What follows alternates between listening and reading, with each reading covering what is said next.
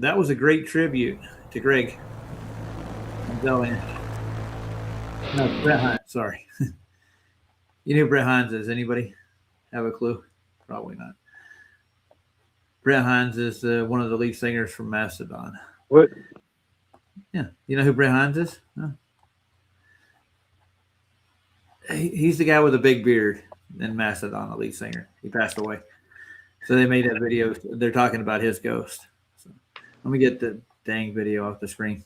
I'm in a different browser now, so it's got different controls. So I got to get to. There he goes. All right, that'll work.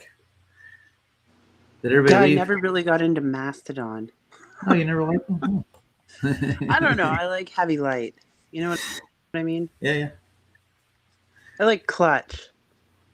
They're heavy, Oh, but they're that ain't bad. Huh? heavy light. Heavy light. I like Tool. They're heavy, but you know, if your grandma's there, it won't spook her too bad. There's a couple other bands like Grunt Truck and Tad that might be up your alley. I don't You ever know. heard of Tad? No, I'm more into the melody. Melody. Well, I've been following Tool since they started, so that's a Oh long shoot, time yeah, ago. no, I'm a passerby, Raj. Honestly, also a bit of a space cadet when it comes to remembering like lyrics and names and albums. And that's one thing I pride myself in. Like I got a whole music library in my head for some reason. I And still. I tip my hat to you, sir. Oh, thanks. Well, I just did it. Like I go through B sides and just go through find all the songs. Like Tool's got a song nobody's ever heard of really. It's at the end of the undertow on their last song. It's called the Dispulsion, but you go to I think it's 2 minutes after or 2 minutes and 36 seconds after the song is over. No, Oh, it's the 20 minutes. extended track. Yeah, but it's like it's a whole song within it. It's like Hmm.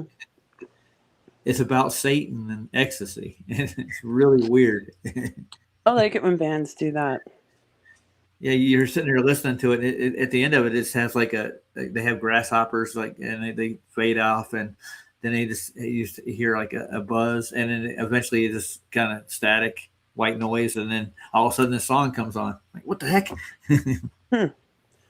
Well, back in the day, we played CDs and records, and when it Yeah. was done, you just shut it off and shoved another one in, right? I hear So, you. hello. But Hello. so most people would hear the music end and go next, and probably never even hear it. I'm developing an HR department. We got human resources. We're going to help Vlad put together the owns, and we're going to get me to Antarctica, and then we're going to change the whole world and all their views and all their nonsense, and we're going to kill all the politicians off in one day. It's all going to happen at the drop of a hat. You ready? Do it. All right, we're setting it in motion right now. We're going to change the world. The wheels in the sky keep on turning. So, anybody know anything about Newton personally? What were you taught? Besides Apple falling on his head and he discovered this force called gravity. Anybody was they taught anything beyond that and public He makes education? this like really good cookie where it like wraps around this brown jelly that's really sweet. Yeah, like Newtons. Yeah, big Newtons. Yeah, I got that when Thank I you. was. Strawberry. They make strawberries. Yeah, I think they make like blueberry ones too. I think I've had those. No. Yeah, What? they got a whole plethora of fruit flavors for Newtons. They have apple What? too. They have a bunch of different. Yeah. That's like cookie sorcery. Yeah, I know they messed the fake Newton up. Is what they did. Hey, post, how you doing? I want to say hi to everybody. I got Santero. Where are the white women at, sir? I don't see any. Oh, there's one right next to me. I better stop talking to her. Oh, you saw what happened in chat. You were there. I can't leave it be. And so we got logical observations. I hear the Australians in the house. And who else we got? Sea Lightning's here. Yeah, I see Sea Lightning. He made an observation at 300 miles away of lightning. How can you do that on a sphere? That's a question I got to ask. It's refracted lightning over the curve. That's crazy. Sea lightning, that's a good idea, by the way. I'll look into that. Thank you. What's his idea? To put all my songs on a playlist, Oh, nice. Yeah. and then I can torture people for 45 minutes in a row. Torture people. That's what you call your singing. I listened to you earlier today. You're like, she can sing. I don't know what you're talking about. You crazy. Dr. Bob's Nightmares in here too. And Memorial Gardens. I didn't see Sav on tonight, so Mm-mm. I thought he'd be on for some reason. What's tonight? Tuesday? Wednesday. Wednesday. Oh, yeah. Tomorrow's garbage day. Yeah, it's hump week. Yeah. And Deplorable Ilk is actually harassing Chad in the chats on soft streams. Like, literally talking crap. That guy's got mental problems, I think. Brian, he read he did a disclaimer, or a little video, a little short. Matter of fact, where'd he go? Jeez, he ran away. I don't think he did it. I have it saved. He released the short. I can't find it on his channel anymore, but he proclaims himself to be the Deplorable Ilk. You know, I think it's persona. You know, people develop these personas for online stuff, but he I doesn't. heard he was your number one fan.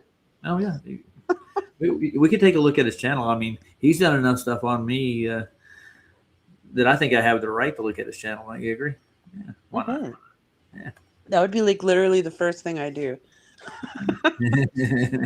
What? Yeah. Well, we're gonna dig into Newton. We've done streams on Newton before. We looked at his history. He was a weird dude in real life. Newton was. I mean, was he even real? I don't even know anymore. Well, he wasn't what everybody proclaimed to be. He was like a nerd. It was reclusive, you know. Well, even Tesla's story was twisted around a bit. Like, everything's so greasy, Raj. I don't know. Who's Gravy? Is that Andrew? Andrew, is that you? He needs biscuits, I think. Let's see. Taste the Whoever biscuit. he's trying to join. Here you go. Taste the Andrew. goodness of the biscuit. Is that you? No. With that honey sauce. No, this is somebody else. I have no idea. This is Gravity. Oh, were they not? They were in Vlad's chat, Roger. Oh, this is the guy? Okay. Gravy Lyman or something? Yeah, I want to get rid of him. he can't make it in for some reason. I don't think he's having problems. Oh. Aw. Well, I'll remove him for now. Jeez. He's gonna sit here. He's gonna sit here and try to come in every 5 seconds. And he can't come in, dude. If you can't get in the stream, don't try it. You know, it keeps pushing him out. All right. Well, we'll take a look at Deplorable Ilk's channel right quick. Let's see. You'll love this. The first thumbnail was up there is really good. Let's see. Got to share this. Doo-doo-doo. Yeah, Memorial Gardens. It is greasy. Yeah. You literally cannot grab onto any of it. See what he's got for a thumbnail? The first thing he's got here, he's got. Oh, look. Yeah. I know you guys. Yeah. And he's got me over here talking about Nathan Oakley. Look, he's got Mikey Smith here. He's got another one of streams here. He's like Roger Knows Australia. What? He's picking on Dr. Bass? Oh, yeah, he does that all the time. What? There's me and JJ right here. We're spelling, you know. We're running from energy vampires. Well, supposedly that's Newton, and I don't know. Here's another one of me and another one of me. And wait a minute, who's this? I have no idea. Wow. Yeah, so there's Saab again. More Mikey. This is all his channel. This is all he does. Wow. I know, isn't it sad? You're famous. No, not famous. No. Having a channel. So I think that might be Sean Hawkins trying to come in. Well, somebody better come in. I'm only here till my tea's done. Oh no, I'm good. I'm gonna grab a documentary on Newton's universal law of gravity. We're gonna examine that, and we're gonna look at Newton's life a little bit. And really, there's a lot more different causes and effects in nature than gravity. There are so many other things that are more powerful than supposedly, and then they threw that away in 1908 for a relativity, pseudo Riemannian force based time that bends light and matter. That's what they believe happens now. That's what they actually teach in physics. They don't really teach gravity. You learn about it in high school and stuff. But if you get to university and start doing experiments and stuff, you don't learn about necessarily gravity. You're trying to weasel in everything that gravity doesn't cover. That's what they do. They just look what it says below Heron, Roger. Who? Where? On my little avatar, look what it says below Heron. It says turning what light into what? Matter? Turning light to matter. Yeah, nice. What are the odds? I know, strange, isn't it? I don't think light, I think there's more of a process. Light's part of the process of making matter. Think about vegetation for one, like trees. I mean, trees need sunlight, right? Exactly. They need water, just as much, right? Well, I think it's deeper than that. I think it's like everything that you see is an expression because of light, right? But we perceive it as matter. I don't know. Well, you wouldn't be able to see any matter if you didn't have any light. Exactly. Yeah, I've heard of Timothy Leary's theory that all matter is just light slowed to a slow vibration. So everything around you that's solid or gases or any translucent or anything we deal with in our world is actually just energy slowed down to a low vibration, and that's why you have solid matter. That was his theory. I mean, it makes sense. Everything has a frequency that it operates on. Yeah. And frequency is like, akin to a vibration. Yeah. Well, this guy is still trying to join. He can't even stay in for 2 seconds, and he gets kicked out. I'm not kicking him out. He just can't join the stream. And every time I add him, he gets dropped out. Let's see if he can stay in now. Let's say hi to Gravy Limon. Let's see if he actually makes it in. Hey, Gravy. He's just sitting there whirling right now. You see his avatar? Oh, he can't do it. Oh, nope. Nope. He's a black hole in space. Hey, dude. Or dudette, whatever you are. Okay. Yeah, I'm done with him. Dommage. Yeah, I think he's just here to troll. He just keeps trying to come in. So it's amazing. Like Deplorable Ilk's probably out there trimming out this thing. Like, look, we're making him do the whole stream. We're going to make him kick him out. I'm just going to ignore it. All right, so let's look up Newton. Sir Isaac Newton. He was actually the head of the last job he had. He was in control of the Treasury Department for London, I think, or the Royal Society. He minted coins. That's what he did. That was his career. Before that, That's what they tell you. It's weird. I know. Oh, his name was Isaac, right? Well, I shouldn't type in Isaac. I was put in Newton. I did 3 or 4 streams on this, and he had a vague academia. He wasn't considered very smart at all. No. I mean, I don't trust anyone that's knighted. Like, if you have the sir in front of your name, you're out. You're a shyster. A shyster. You're in cahoots with the bad guys. The bad guys are the royals? Is that what you're telling me? In cahoots, I tells ya. Yeah, they are. Well, they got a true story. He was a pure genius, and then they got one. He's a mad genius, and what kind of genius was he? And like they asked the question, did this really happen? Like, did the apple really fall on Newton's head? That's one of the questions. I think that's been refuted. I think it's just a metaphor for like Adam and Eve and the garden, and Newton's the one that ruined it all. Yeah, I don't know. Like, think of it. He would have been a young man when that happened, right?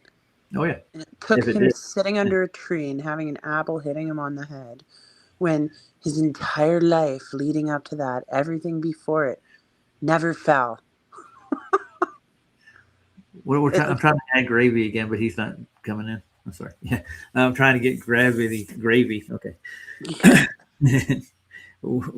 Uh, so, who was there to document his story, or is this something he made up?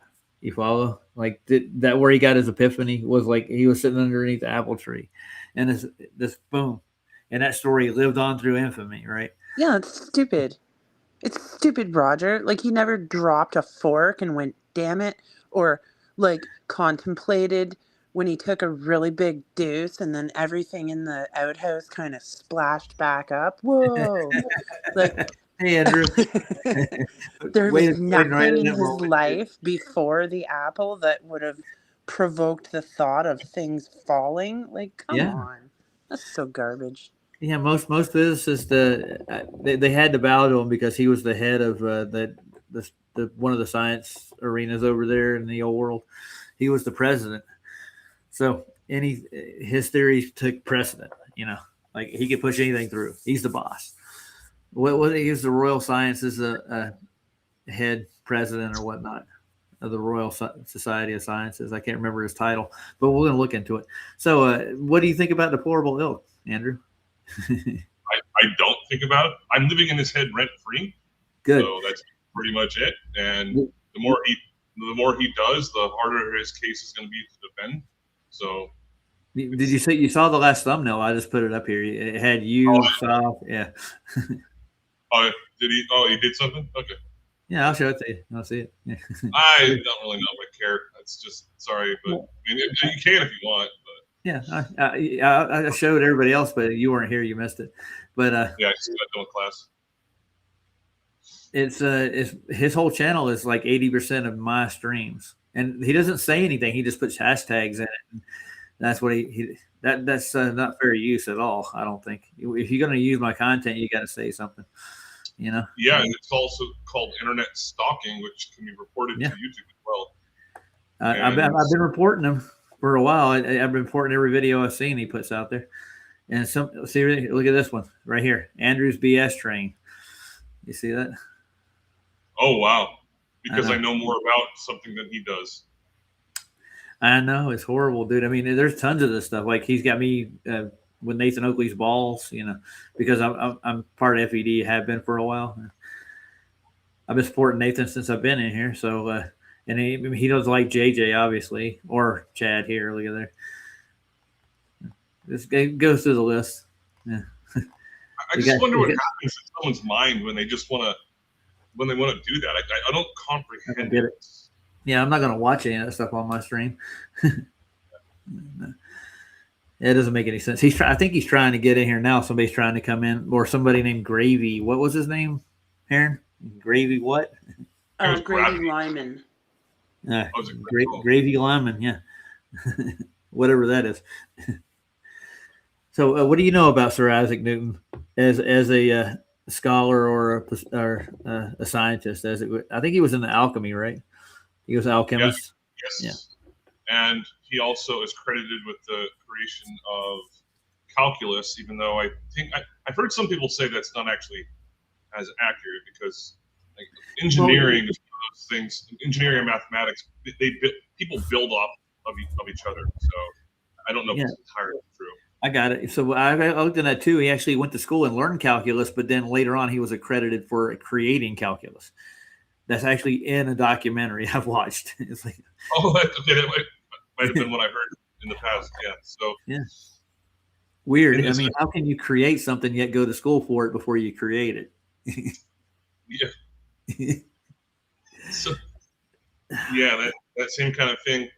I don't know exactly how much I'm gonna agree with, but some people say Nikola Tesla didn't actually invent alternating current. It was between him and multiple people, but apparently he was the one that got credit for it. And even though I've seen what they say he did, like with the dynamo, pretty much is basically what they're saying. Like he created an alternating current. Yeah, I've seen how it was engineered. I mean, he's the one that first applied it, from what I understood. To change to alternate the current within it, so that way he could control it better. It wouldn't cause fires like direct current did. That was the whole premise behind it, right? Well, there's a little more to it than that, but Yeah. alternating current it's safer than direct current. So I know it's kind of weird to say that, but alternating current can be transformed much easier because of something called mutual induction. Yeah. And it also has 50% less voltage drop over transmission lines. So Now hold on, wait a minute. Are you qualified to say these kind of things, sir? Nope. I've never been to school before, so and I don't have 15 engineering and textbooks over in my closet. Nope, I don't have those things. So I mean, No. if you had to reference something, Oh, he's gonna clip that one for sure. He's probably Yeah. fucking stroking Why it not, off right dude? now. Oh yeah, I get to clip something. Oh yeah. Well, why don't you apply something in real life instead of being an internet troll? That would be my first suggestion. You know, they were claiming they're hiding behind the 1974 copyright law, that they can get away with it. It's not gonna work. No, that's for federal use. That's what that was for. It Yeah, wasn't for, international crime. It doesn't matter what country you live. Well, at least in it's not gonna work. I already said it out loud. It's not gonna work. I already spoke to an attorney about it, a friend. No, I didn't hire anyone. good. You don't have to really hire an attorney to do copyright strikes against people. I don't want to take his money or anything. I just want him to stop misusing my material. Oh yeah, I just want to see the handcuffs. That's all. Hey, that's good. It's probably gonna happen. Harmon, buddy. Hey, Andrew, I got a question for you on that. Nikola Tesla, right? And I looked a lot, and I can only find like 3 pictures of him. Do you think they scrubbed it that much of him, or is he a real person?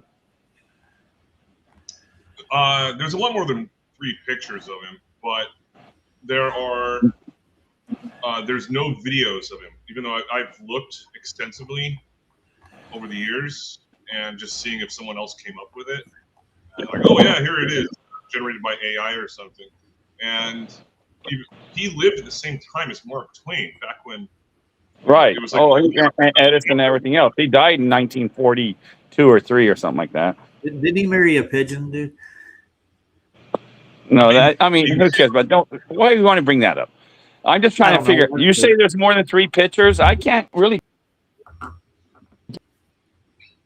get much more than 3, Andrew. Well, We got the old picture of him. They got the young picture of You him. can just type in Nikola Tesla. I'm looking right now. In a really old picture. Yes. There's documentaries made about him, but there's no video of him.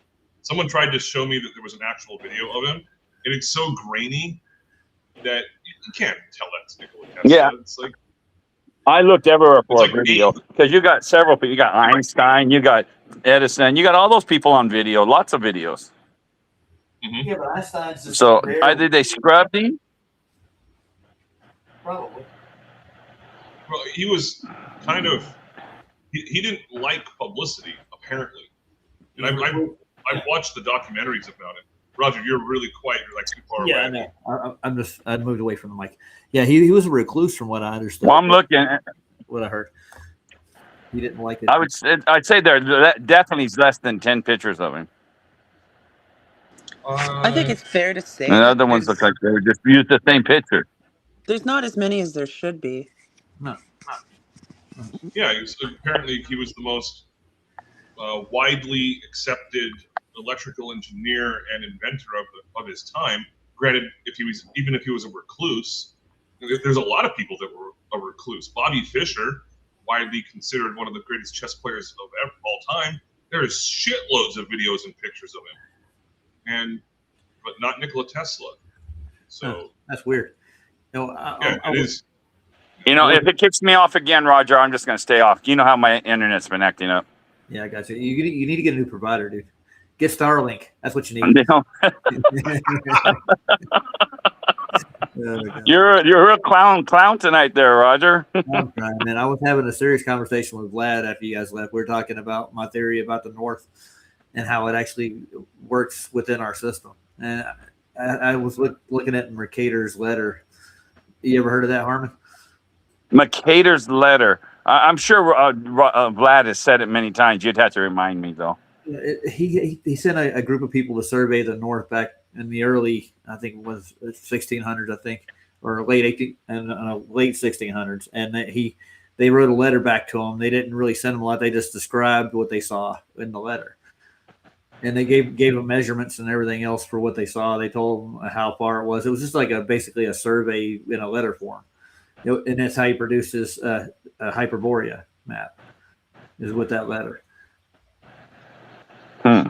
With a magnetic mountain at the center of it. So. Oh, well, they were saying something then. No, they said a lot since then, but we don't have any resources to actually pull out. Like, oh, I've been there, I've seen it. Nobody can go there. Can you go there, Harmon? No. I want to go. I think I want to go north more than I want to go south. I don't know. If there's more land south, I'd like to go south. God, I go to either one. Give me a choice, and I'd go beyond if I could. With an airship, right, Andrew? Yeah, we're gonna fly out airships right here. Yeah, I'm not really comfortable speaking on behalf of airships because I have a limited amount of information on them. But I'm limited of what? Airships. Information. Oh, I've seen the modern ones they got now, but only the rich got them. They're beautiful. They're safe too, from what I understand. They're basically just Zeppelins, and yeah. So I'm going to share this because I don't have too long. I've been awake a long time. I hear you. And I just got done teaching it. Whoops! I don't teach. Never mind. Even though I have a fucking .edu email address. Hold on, I need to cancel that. I like the jabs you're taking here. Yeah. So this is my favorite comedy website. Space.com. Heard of it, yeah. Just look up, the Moon and Venus will stage a rare daytime disappearing act today. Ooh. Oh, that was today, wasn't it? Uh-huh. It's still in the sky here in California. And I've been watching it constantly. And it's supposed to not be visible in the daytime. Uh-oh. What's going on now? Yeah. So, the moon passes directly in front of Venus during a rare daylight occultation on June 17th today. I know for some people it's okay, I forgot all about that. I was gonna go outside and look at it. So you went out and looked. Could you see it in the daytime, Venus? Yep. I didn't. Wow, I didn't know you could see it in the daytime. It's very rare, but you can see it because it has if you want to go into the heliocentric type of how the occultation. It had to have like 10 mirrors, right? 10 mirrors? Yeah, I don't know about the mirrors. I'm just joking, to get the light to bounce good enough that we could see it. Yeah, from its location due to the Earth's position from the sun to Venus. Yes. I was going to take a picture of it, but cell phones are trash when it comes to taking pictures like that. Yeah, I've tried that. Lens flares and stuff. And I donated my P900. So. We know about that. Yeah. I gave my P1000 to Melodome. Yeah, I've heard that. That was it. He used it to become a glober. Yeah. Roger. Armin, I don't know how that happens. I don't get it. What'd you say? Huh? He took down every single video and changed his thumbnail. Oh, he did? Does he have a channel anymore? Well, it's still on YouTube, but I'm not even sure if it's the same one. There's no videos on it. I don't know. I was cool with him. I got his phone number and all that kind of stuff. I've helped him out a lot, but I don't know why he would flip on people so much like that. Yeah. Even after he flipped and everything, I was cleaning one day, like a year later, like a year after all that stuff, and I saw a bunch of the attachments and equipments that go and extra batteries that went to the camera I sent him, right? Okay. So I still sent it to him. I said, there you go. You got it. Here's all the stuff I found. So I didn't hold nothing against him, just I don't get it. Oh, I didn't say hi to Skeptic and Dr. Bass. How you guys doing? As I say hi to everybody. I got a question. What's the last you heard of him, Andrew? The last I heard from him was I'd have to go back in my phone records, but What is Karen- Melodone's real name? That's what I want to ask you guys right quick. What's William. His What's first his- name Yeah. is William. Yeah, it's William. Okay. William Austin. And I'm not going to adopt him. Yeah. I don't. No, I had to give him his real name. I had his real name from the beginning because if you send him PayPal or anything, it just comes up. It's not like it's a secret. He thought Oh, hide behind it. Oh, excuse me. My Tired, girlfriend goes by her middle name. man. Oh, what's that? First name's Amy, but then it's Michelle, so she hates Amy. Like, oh, it's Okay. one of those common names. I hate it. I'm like, fucking all right. What's wrong with Amy? Come on. Amy's a good name. Now, I this is the dated guy I want 4 to talk Amy's. to. I was married 18 years, and I used to call my wife, "Hey, my little dishwasher," and she gets so mad. Oh, that's bad. Harmon, dude, Oh, what? you don't call women dishwashers. What are you talking about, man? That's crazy. It was just between us. I knew how, and she didn't get mad like she wanted to fight. She got mad like, "You're going to do the dishes now." Yeah, that was going to happen too, wasn't it? So Yeah, it did. It happened all the time, yeah, but I've it's been still there. funny. Yeah, it is. Oh, just don't talk about white women. Santero might get excited. Oh, Santero needs to calm down on those white women. I know. He needs to calm down just a little bit. That joke didn't go very well. So, did you know Isaac Newton had a secret side? A secret what? There was a secret side to Sir Isaac His Newton. front or the back or his bottom of his feet? What side? I don't know, but they're going to tell me all about him right now. So they try to make drama out of everything. So, I mean, I'm pretty sure from what I understood, he had an addiction to mercury. This is what I've heard. In other words, he would actually He died eating it. Yeah, it's nuts. I mean, that stuff will kill you. It will. I wouldn't do it. So let's take a listen to what the mainstream has to say about the secret side of Sir Isaac Newton. A list of the most influential people of all time wouldn't be complete without Sir Isaac Newton. And you guys were asking for pictures. We just got one of Einstein and Newton so far, but I haven't seen an actual photograph of Newton. Has anybody seen a photograph of Newton?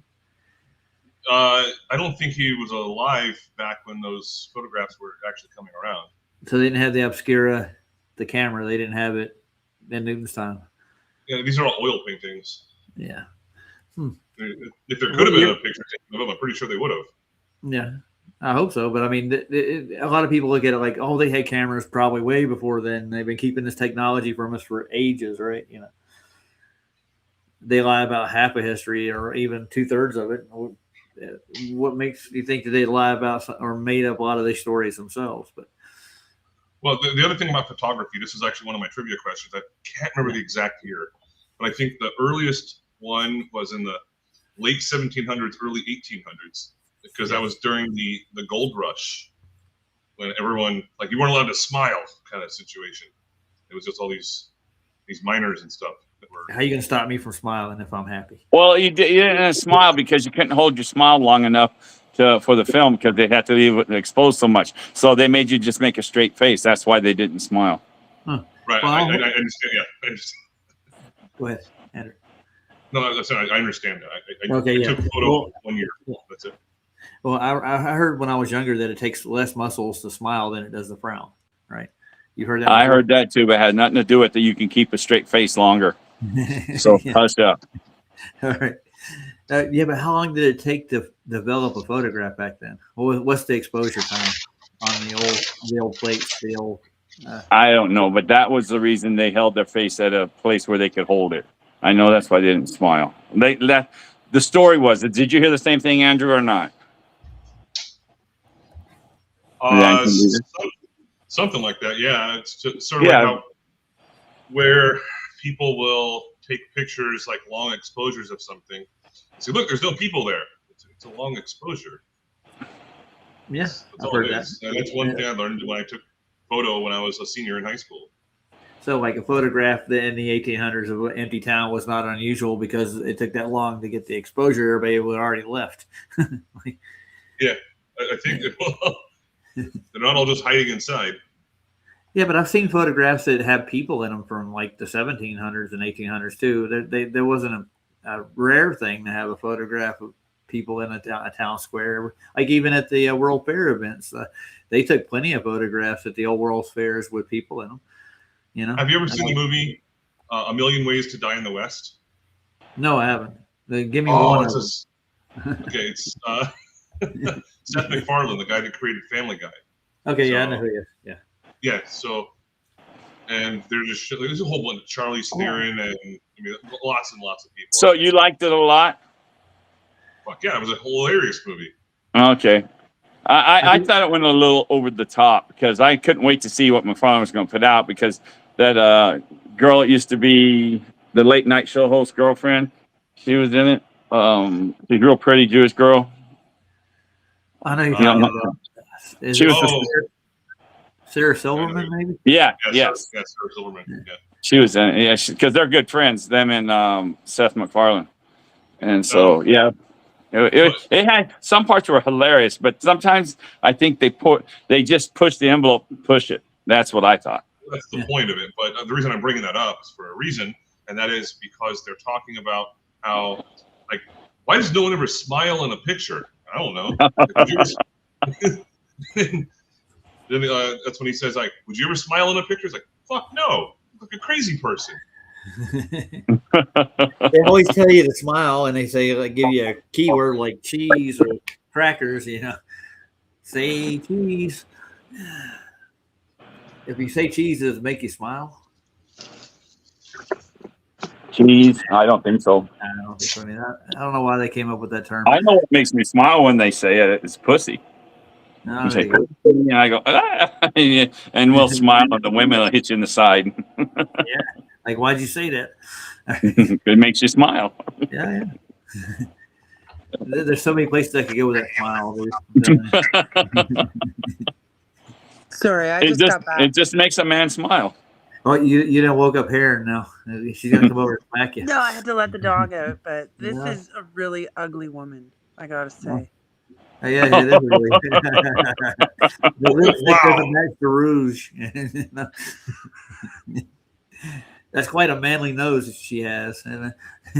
Yeah. So, Heron, did you like my story today about my guys? You said About what? about the guy who drew the picture straight up and all that kind of stuff. Yeah, you caught my the gist of what I was saying, though, eh?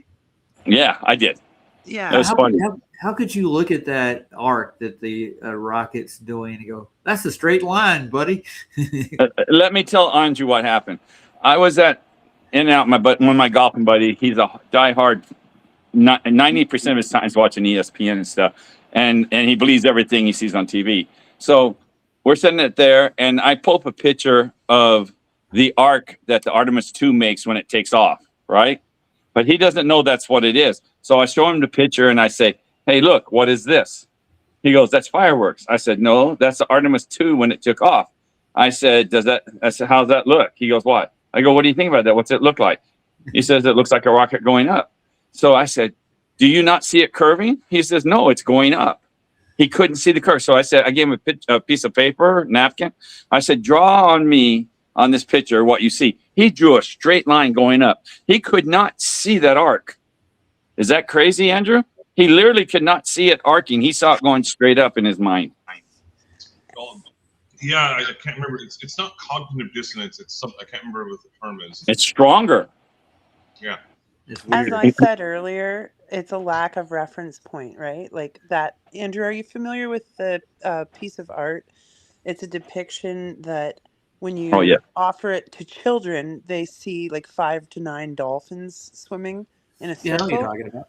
But yeah, it's then pixelated. Yeah. when you show it to an adult, it's like this naked lady and some guy getting in behind her. You know, they're up to no good. Blame that on porn. And that's what I mean. I can't. That's, No. I'm not a dirty bird, but that's all I see. It's really Yeah. hard for me to see the dolphins. She made the great point about that, Andrew. She said, I remember now, she goes, he has the mind of a child when it looks to the brainwashing we have on space and stuff. So he can only see that because he can't see that. And she compared that to that picture where you see dolphins, or if you see a guy and a girl kissing or whatever, right?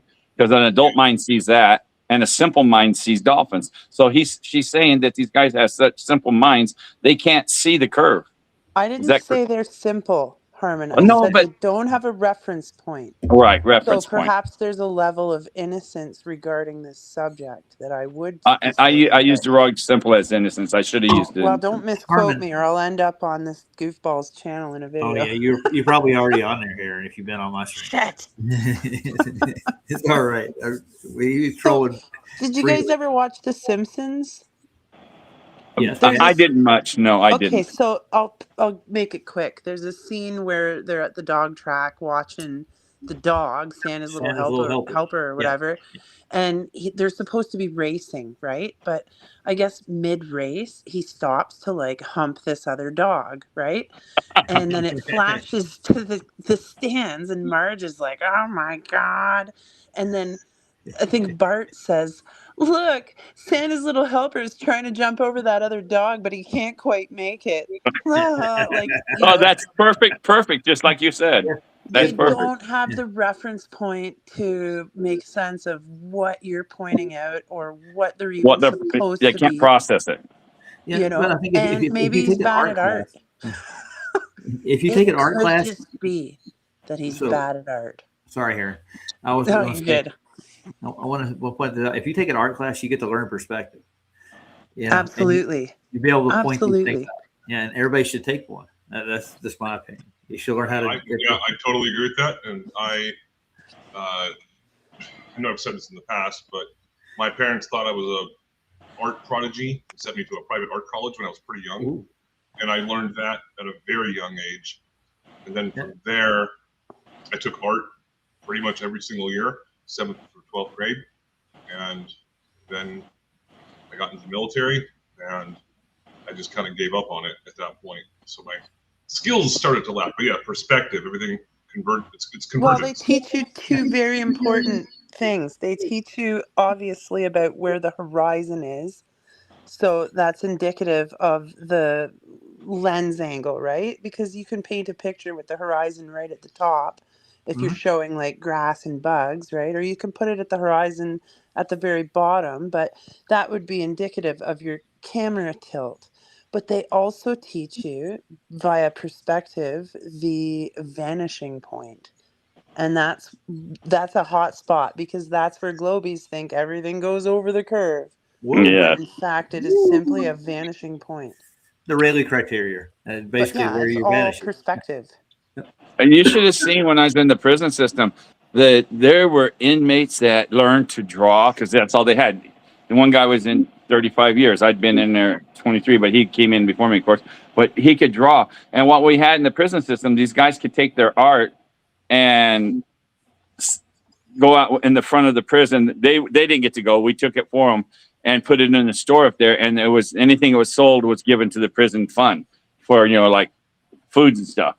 And people would line up to buy their pictures. And they're only done with a pencil, just one pencil, and they could make like 5 different colors out of just that one pencil of shading.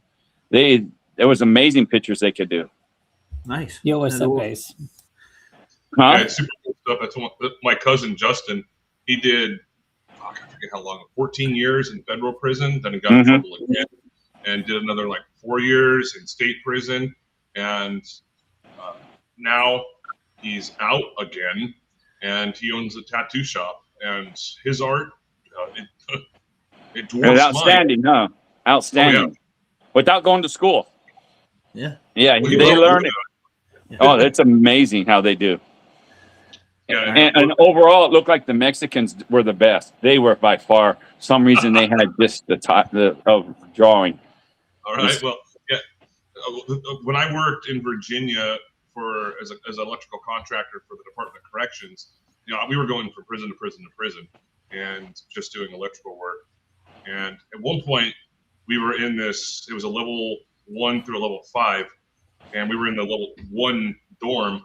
And I was like, these guys are allowed to have all that kind of stuff? They're like, yeah, if their family will buy it for them, it's in the commissary. Like, wow. Right. And that's level 1. Yeah. Well, I think level 1 and 2, I think they were allowed to have that. But okay. Then from there, I was like, so what are they doing with all this? They say, well, they draw greeting cards for the inmates and they sell them to the inmates. I'm like, is that allowed? Like, sort of. It's not really allowed, but it's. But you ought to see the thing. Did you ever get to see any of them? Oh yeah, absolutely. I actually. Okay, yeah, you know what I'm talking about. It was an open dorm situation. We were always in open dorms. Yeah, The only a dorms lot we of the couldn't go prisons into were were set the up like female that. dorms. Back in the 80s, they like dormitories for some reason. They did that. Well, we have them still in California. Well, when I was in the Pokey last time, they had me in a pod situations. They would transfer me pod to pod in wings. That's the way the county did it. So it's a little different. Yeah. But Yeah, we not- did some state. Yeah, state level 1s and 2 usually are dorm situations, and so they got their drawing everywhere. Well, Can we what is say, San Quentin? hold on, guys. There. Can we say hi to Chris right quick? He popped up. Hey, Chris, how you doing, man? What's up, Chris? Hey guys, what's up, y'all? Dude, I have Hey, a Chris. because I'm rated 100% permanent and total disabled through the Department of Veteran Affairs. I have a Department of Defense card, and I can get access to any U.S. military base in the country for their commissary, PX, and recreational facilities. Wow. So I can still access military bases to this day. Wow, that's crazy. I didn't know Yeah. that. Yeah, dormitories. That was my dad was a prison chaplain back in Charlotte, at Charlotte-Mecklenburg, and they had dorms out at Camp Green. The place was set up. One side of the prison was like that. One side was population. So like they had the pod system on one side. The other half they had dormitories, and they would work the population. They would get work release and stuff. They put them in the dorms, and they would let them socialize with each other more so than you do in the other wing. It's Other than the cubicle, the dorms you can socialize more. I see what you're saying. I think they want you to acculate to go out to do work release in society, so they will put you in Nah, they can care shit about that. It only has to do with money. I'm telling you, nothing in the prison system is done by goodness. It's done by money. Yeah, I know a captain of the Mecklenburg County prison system. One of the captains, and he's as dirty as they ever were. He was we the talking blind about stuff on the prisons? inside. Yeah. My bad. I thought you were talking about military bases. At No, first. No, we're talking about prisons. Oh, my bad. But there's not much difference between military and prisons anyway. Oh, not at all. Well, no, in prison you can't legally kill someone. Oh, Oh, that's right. And that's right. In the military, you can. they give you a gun and tell you to go kill people. But let's get back to Newton. Yeah, so we'll Yeah. see more of his secret life, the secret side of Sir Isaac Newton. This is going to be a trip. Newton's laws are tied to almost everything we see in everyday life. Okay, They help us understand how cars work, how baseballs move, how anything moves. Yet there was a secret side to this 17th century scientist, which will become clear by the end of this story. By his mid-20s, Newton had already invented calculus. Not bad for the son of an illiterate farmer. He would never meet There we are, the invention of calculus. All right. You remember that, Andrew, right? Yeah, write that down. He invented. Yes, I have it. 2,000 trivia questions. Yes. Oh, yeah, God help him. But I don't know if this documentary, but there's one that actually said that he actually went to school to learn calculus too, in the same documentary that it said he invented it. So let's see if they say it in this one. his father, who died 3 months before his birth on Christmas Day, 1642, in the small English village of Woolsthorpe Manor in the county of Lincolnshire. He was a premature baby and so small, he was later told he could fit inside a quart mug. He barely survived. When Newton was 3, his mom remarried and moved to a nearby Now, I'll village. testify that my sister was, when she was born, she was like, I think, a month and a half premature, and she would fit in my hand. Like she was premature babies can actually survive from that age. They kept her in an incubator for 6 months. Anybody got an experience like that in your family? Got anybody that you know that's premature Yeah. that was born? Yeah. Well, I not was late. premature, but my daughter, she was in an incubator. She was having a hard time breathing. They had like tubes and stuff down her nose and throat, and she was in there like 3 weeks. Yeah, it's hard. It's a hard thing to look at Yeah, when it they're is. when they're in that It's position. crazy how women can put up with that kind of stuff. And I was supposed to be born on Christmas, but about almost 2 weeks exactly, I was born on January 6th. Thank you, Trump, for fucking up my birthday. But yeah, I guess what my mom told me is I gained a half a pound in that 2 weeks, and I had to be born through cesarean. Oh, that's not good. I'm sorry. Well, I'm fine now, I think. I was born with meningitis.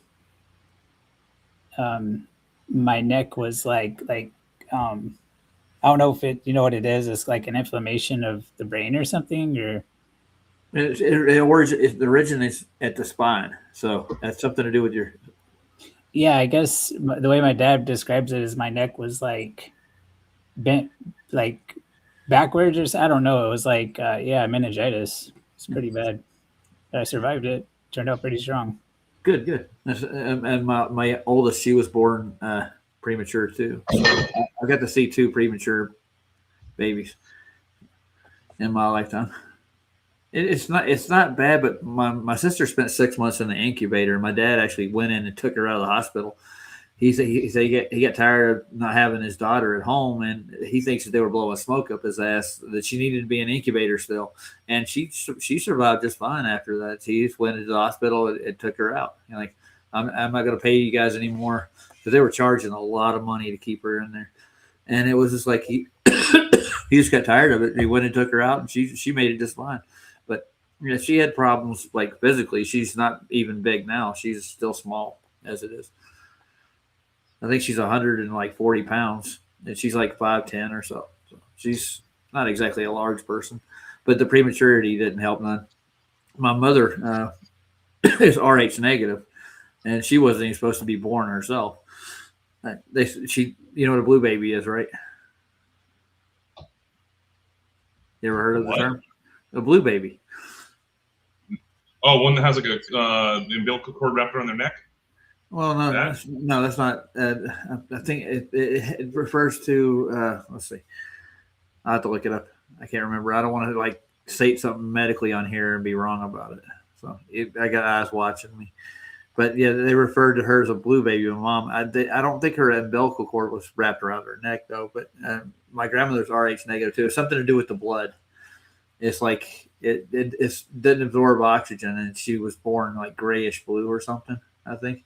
Maybe that can be attributed to an umbilical cord wrapped around her neck, but her blood type is indicative of being a blue baby, or the ability to they told her not to even have children is basically what they told her because of her blood type. It's really weird. That would be a good thing to look up for trivia questions. What do you think? Yeah, when I was born, like actually, according to I'll look it up. when I was born, I had a problem that actually comes back every year because I was born on September 2nd. So every year I have to listen to my mom tell a story about how she went into labor on Labor Day weekend. Imagine being born on leap year day. Okay. You'd have a birthday every 4 years. Yeah. And be able to celebrate. Yeah. Yeah, I got it here. I'm going to show you guys what a blue baby is right quick, since I brought the topic up. Let's see. I got to stop sharing. Yeah, I can't really just stop sharing. I got to like exit out of this. Then I got to look it back up again. Good God. It won't let me do it. You just stop sharing? I'm not sharing. Yeah, I'm trying to stop sharing the secret side of whatever his name is, and I'm going to share the definition of a blue baby. Got it here. It has to do with blood type. Come on, I shared it. Is it on screen? Yes. I can't see it. Yeah. There it goes. All right, here we are. All right. I'll read it out. A blue baby syndrome can be referred to Rh diseases. How would you say it? That methodologic. I can't. I'm not going to try to pronounce that. It's conditions. The Rh condition, Rh disease, is incompatible with blue baby disease. Occurs with Rh negative mothers carrying Rh positive babies. Mothers or immune systems produce antibodies. It looks like your blood cells attack your body. Oh, good God. Yeah. I know that mothers, their first baby born, if they're Rh negative and they have Rh positive, that they don't have complications. The second one that they have that. Yeah, that would be my problem brother. with. He would be the second one. And she was my grandmother's second baby. So yeah, they pretty much they were saying that she was like basically her chances of survival were really slim.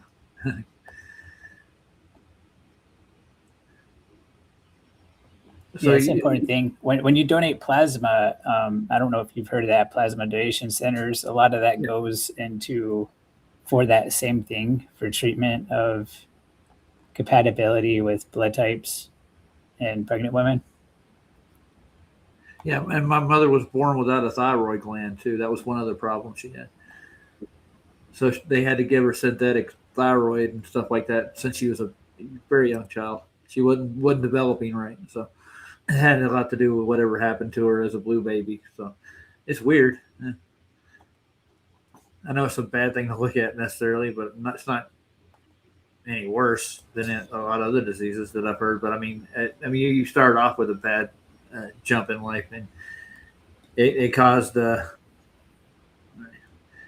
a lot of medical problems later on. She has to take thyroid to this day, and she's like almost 78 years old. I'm a O negative. You O negative, baby? Yep. Did Heron? No, Heron's still here. It's Harmon that stepped out. Let's get back to Sir I'm Isaac. splitting soon though, Raj. I just want to thank you and Thank say you. have a great show. And You made the show what it is so far. Oh, I'm sure. Yeah. I'm gonna listen for a bit while I rip some bongs, but thanks for having me on, and I'll catch you guys on the flip. Okay. All right, later, Heron. Bye. All right, bye. I'm in the wrong stream. I clicked the wrong page. I'm showing our stream that we're in now. And that was the beginning of it. The Secret Life of Sir Isaac Newton, and that's where I'm trying to get to. So this guy has been heralded as like one of the greatest minds that's ever been, right? I don't know. I'm lagging. Yeah, they say that about a lot of different people, but yeah, it's hard to say.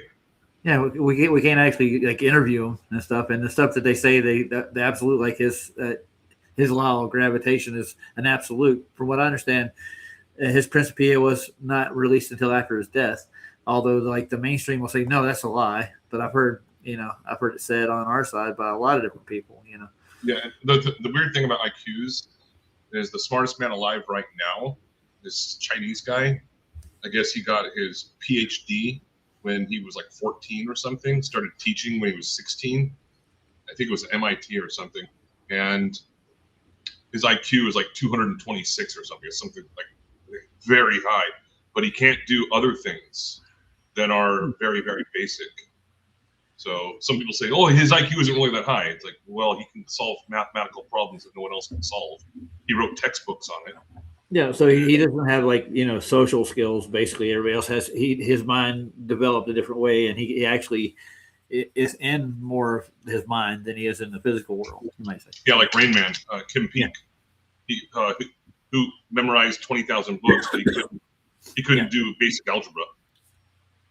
Well, I don't think he's missing out on much. He died, unfortunately. Yeah. Well, but he could remember things from like 1984 at Wednesday at 4:00 in the afternoon. He could tell you the news article that was running and what TV show was on at that time on ABC.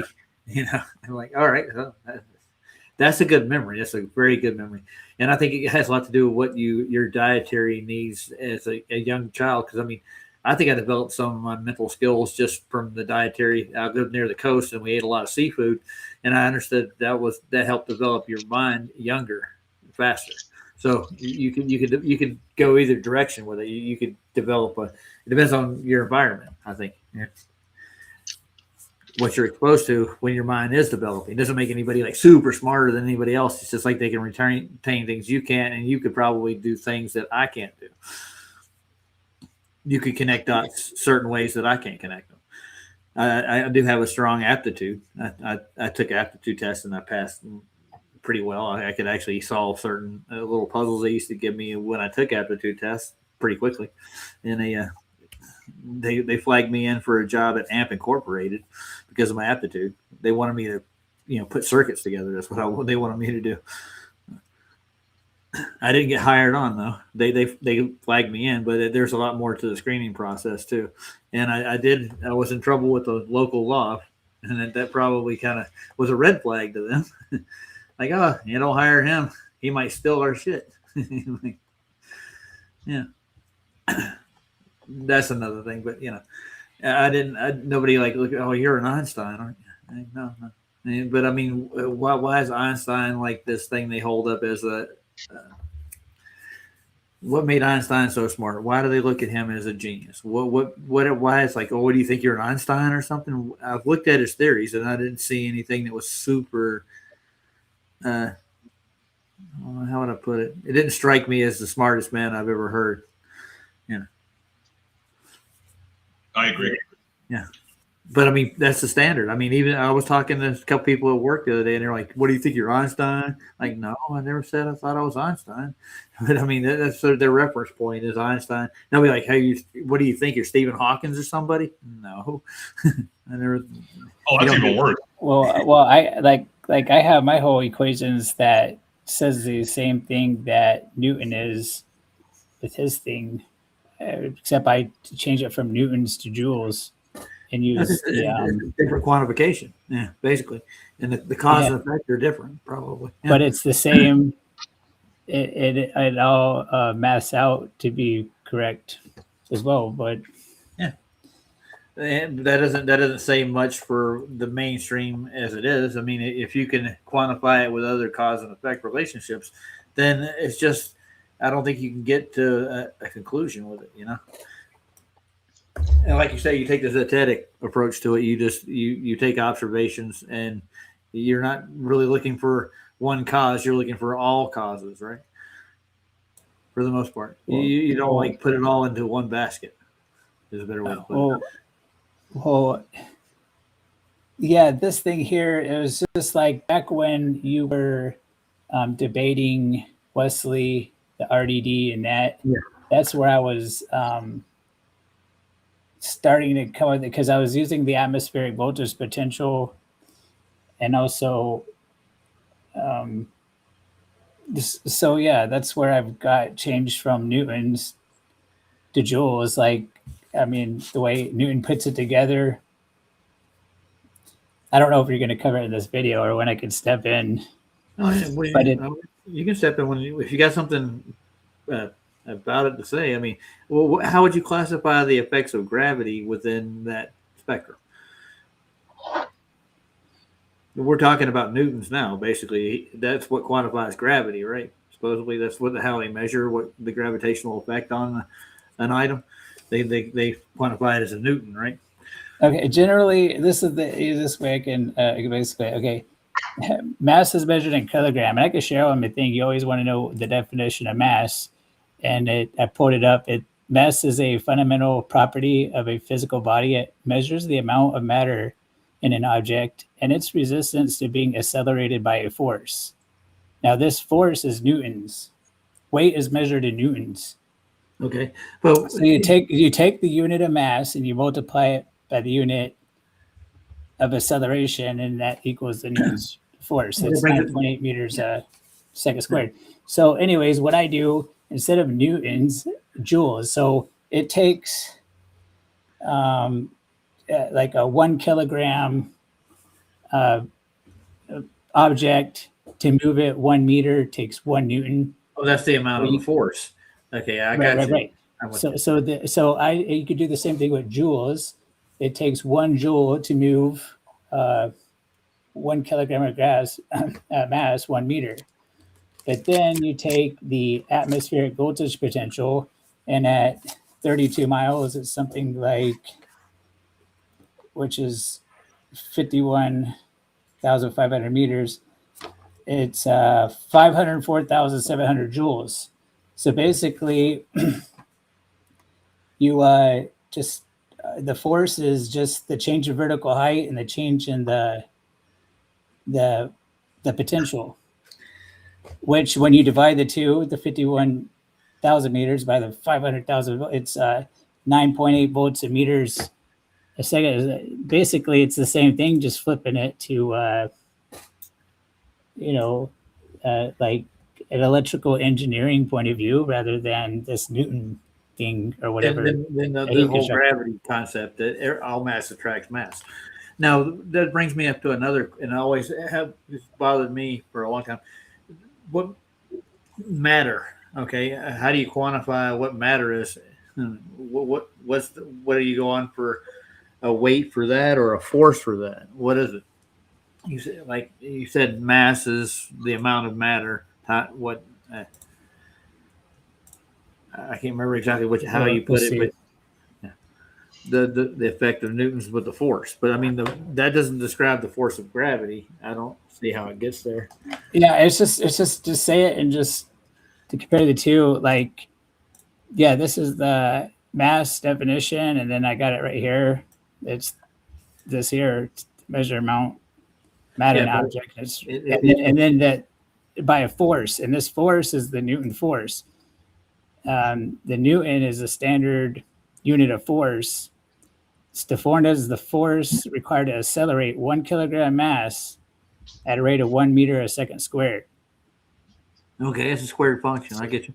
But So I changed this. That still isn't define what I'm trying to get to. What is the actual physical definition of mass or matter, for that matter? Get it? What determines what's a mass and what's not? I mean, liquid, gases, solids, those are masses, right? Is that where we're going to go with? Yeah. Mass is measured. It's right. Yeah, mass is measured in grams, and then weight is measured in newtons. Newtons. It is kind of confusing, right? A little bit when you're looking at it like this. Yeah, but I mean, it's pretty much displacement from what I'm looking at. Even everything is subject to a medium, and I mean that's one of your favorite subjects, isn't it? The ultimate medium will be the ether. So mass is constant everywhere in the universe, unlike weight, which changes depending on the strength of the gravity. Yeah, weight. I mean, this is a slippery slope if you look at it. I mean, like the definitions of it. Think about it. It can take us down so many different little pathways. I mean, there's so many different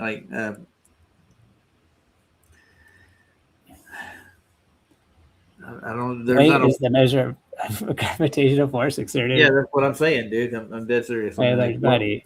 What contributes to that weight? Is it the density of the object? Is it the amount of the object? Is it the density and the amount of the object that causes this acceleration to actually? So there's not a force that's actually causing this bias. There's biases in all directions depending on what force is applied upon it. Yeah, and then weight is calculated as mass multiplied by the acceleration due to gravity, and then you got to factor in these newtons. And the Newton, like I was saying, is that 1 kilogram of mass, at 1 meter a second. But I flip it around, and even that Machu, stop sharing this, whatever that Asian guy in physics, Michio Kaku. They lied to us about gravity, that gravity isn't something that pulls you down. It's actually pushing you down into your seats is what keeps you sitting there. That's because that's still the warping of due to the warping of space-time. Okay, sure. which I kind of have the same idea or same thing anyway, because everything that has in common is resistance. And as you go up in the atmosphere, you get more and more voltage. It's a higher and higher voltage. Just spits out anything you get up there. Yeah. Well, these processes that happen up there in the upper strata actually affect us here too, and that's where we get all our electrical storms and everything else. And it affects everything in the environment, doesn't it? Think about it. It has to. That everything does have some kind of potential force itself. even if it's stationary and not in motion, but it doesn't cause anything until it's in motion, right? And that's kind of Newton's idea, wasn't Not if it's inert. it? Okay, yeah. And how many inert forces are there? Not many. Yeah, no, I don't know the answer. me neither. Well, that'd be something to look up. Let's get back to the strange world of whatever his name is, Sir Isaac Newton. With a wealthy clergyman, Newton was left behind in the care of his grandparents. That abandonment scarred him. Years later, he wrote a list of his sins, recalling an outburst from childhood, threatening my father and Mother Smith to burn them and the house over them. He was a curious child. Okay, so anybody done that to your parents lately? Mom and Dad, I'm gonna burn you up in the house. That's Nope. just what is he, psychotic or not psychotic, or is he psychotic? Better yet, or a sociopath? He wants to burn his own parents to death, or grandparents. Is that what it was? I think it was grandparents. I've never even said I wouldn't. I've never. That never crossed my mind. Now there were parts and times when I actually hated my father and my mother for what they did, but I mean I never thought about let's whack them. Nobody's going to confess here, are they? You never think about killing your parents? Fuck no. No, I didn't either. I was afraid of my grandparents, man. Like if I did anything, my grandparents would whoop my ass, dude. Nowadays, that's illegal. Yeah. Can't discipline your children. You have to affirm them in a much different way that's child abuse. Yeah, that's more like you're making them into a narcissist on your own there. Yeah, just affirm what you're right. Just go along. You'll never learn.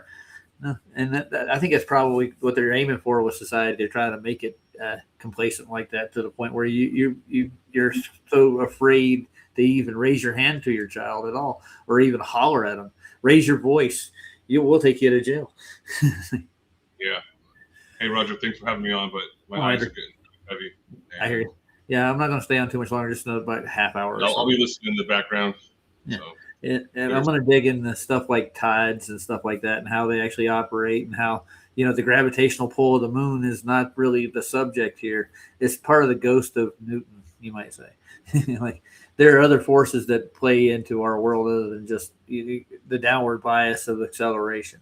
It's just kind of weird. And I think Andrew's whirling here too. I think he's leaving. Chris, you back? Yeah, it made me reload. Made you Yeah, reload? really. Put a gun to your head. Reload, buddy. Sorry. Footage. Yeah, when you were growing up, you wouldn't have never thought, "Hey, I'm going to kill my parents." Like the Menendez brothers, what they do? Remember them? No. There were two Mexican brothers that killed their parents for their money. I think they got caught and they got convicted of it, and it made the. Yeah, everybody's laughing about getting punished. My mother took a tree limb to me one day. I pissed her off so bad she went out and broke a branch off a tree and made we're talking about like over 2 inches. She started whacking me with it. Short fuse.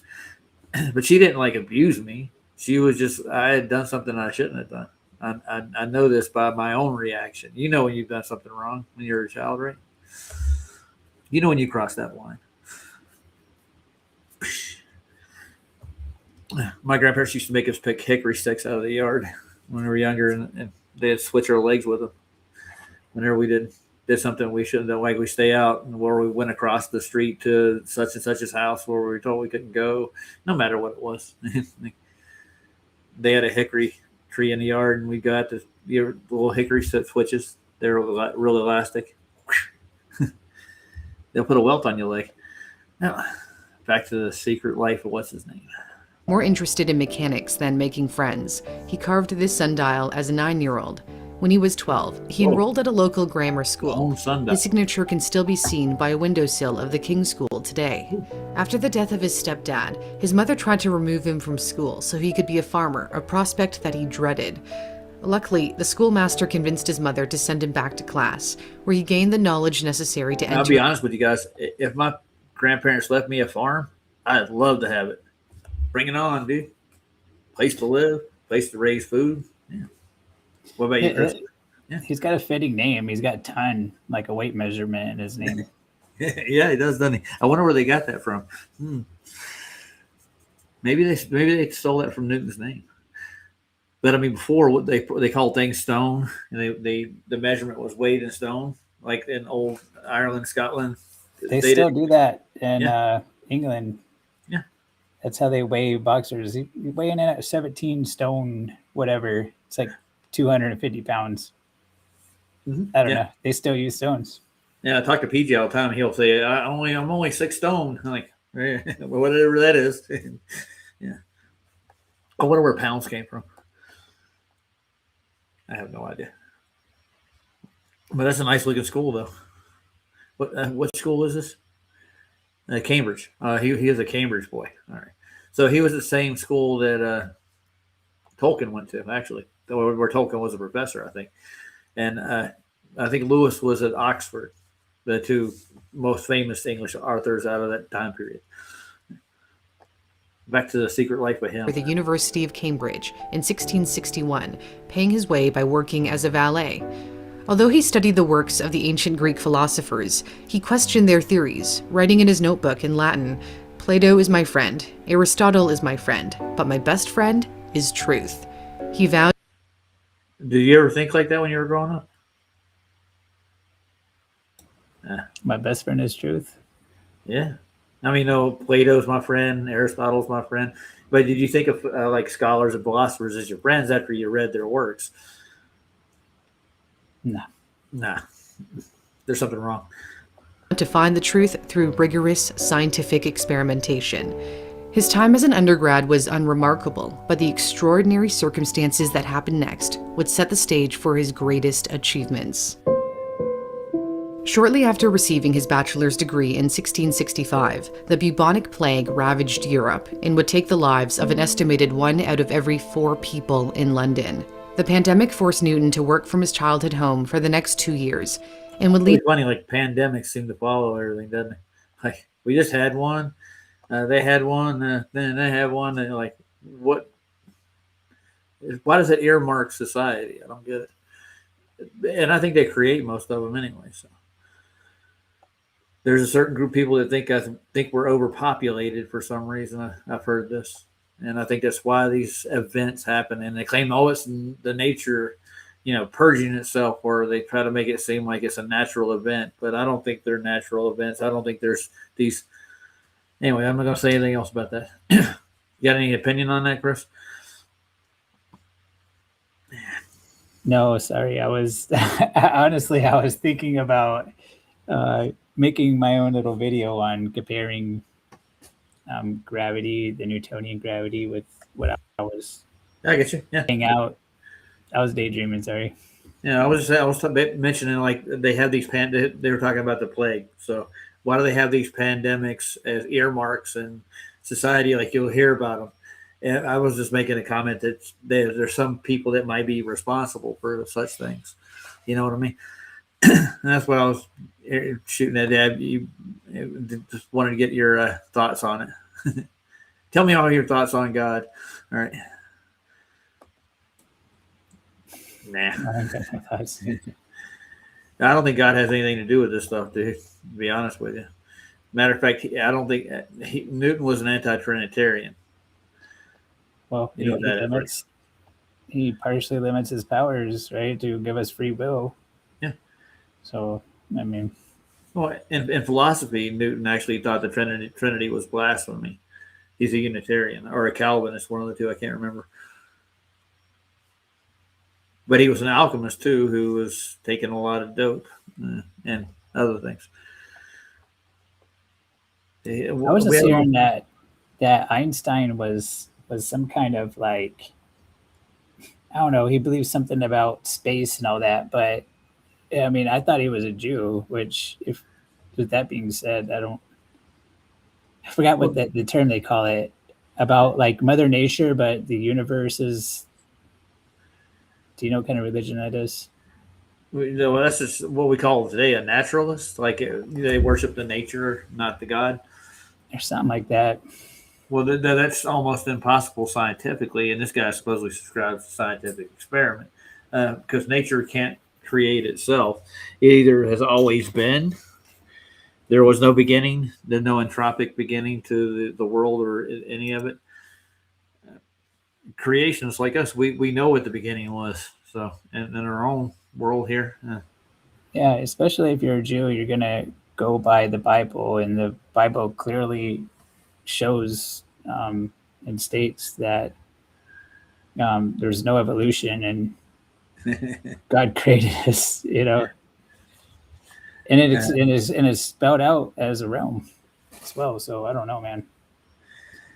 oh, good gravy. Yeah, that's. I don't want to dig into the topic too much, but I mean, I know what I think and the way I think and why I think that way, and it's just impossible without an outside entity or something outside of nature to actually develop it like it is now. And it's just obvious to anybody that picks up anything or looks at anything in nature with saying there's got to be a designer, there's a maker. That's the straight up it. That's the end of the story. But the Jew that you're trying to refer to are Kabbalists. They're actually pagans. They're part of what they call Cabal, which came out of Babylon, and they actually believe in other deities. He must be just like I don't know what you call it, ethnically Jew. Well, I don't know if he was. He actually there's actually a quote from him saying that he's not a Jew, but he has the name Albert Einstein. So he may be Khazarian. But you ever look at him, because he doesn't look like your standard, your stereotypical Jew. He looks like more like a Putin, or like Putin, more like a Netanyahu, the European descendants. He's not. He's supposedly a German, from what I understood, but he's a German Jew. So it's not like anybody from the nation of Israel. It's not an Israelite. So I think it's just in title alone. I think a lot of the people that get involved, like he was at Princeton for a while, supposedly. So he probably had to go. He traveled the world too, and he probably got associated with the Jewish religion and the faith, and he probably did the ceremonial thing like all the presidents do. They go to the Wailing Wall, they throw on the yarmulke, kiss ass to all the rabbinical Jews over there, and the Pharisees and the Sadducees. They all get to know these folks, and you get be part of the club. It's nuts. That's probably the kind of Jew. He's not like a religious Jew who goes to Sabbath or has a Shabbat and goes to the temple or whatnot. No, he's probably not that kind of Jew. He was a I'm world. sorry, but Yeah. I don't know how you can say you believe in the Bible and say that, and then tell me that the creation is bullshit. Who said that? No, I mean, like seriously. Like fucking most everybody in the world, basically. Yeah, they do. Yeah. Well, there's even Christian scientists that actually believe evolution is part of creation. They think the Big Bang's part of it. Like that's when God spoke and put the world in. But this science that which is not even validated on half its claims or even 2/3 of its claims, they even call it science. It's just speculation for the most part at best. So, yeah, those aren't Christians. I don't know what they are. They just want to fit in, I think. Just people, they want to go to church, feel good, pay their tithes, and work their job and not be made fun of by having any backbone when it comes to what you believe in or what you subscribe to. In other words, to take the Bible for what it is. Evolution's not in the Bible. It would be written in the Bible if evolution were a true thing. Well, and also, and it says the earth was here first, the sun, moon, and stars were made on the fourth day. Yeah. Major country. And then not only that, but it's saying 7 days, not 70 trillion years or whatever, or I don't even know. Yeah. But they'll say, Big Bang. That's 70 trillion, not 7 days. Yeah. Well, even Danny Faulkner gives it like a nod, though.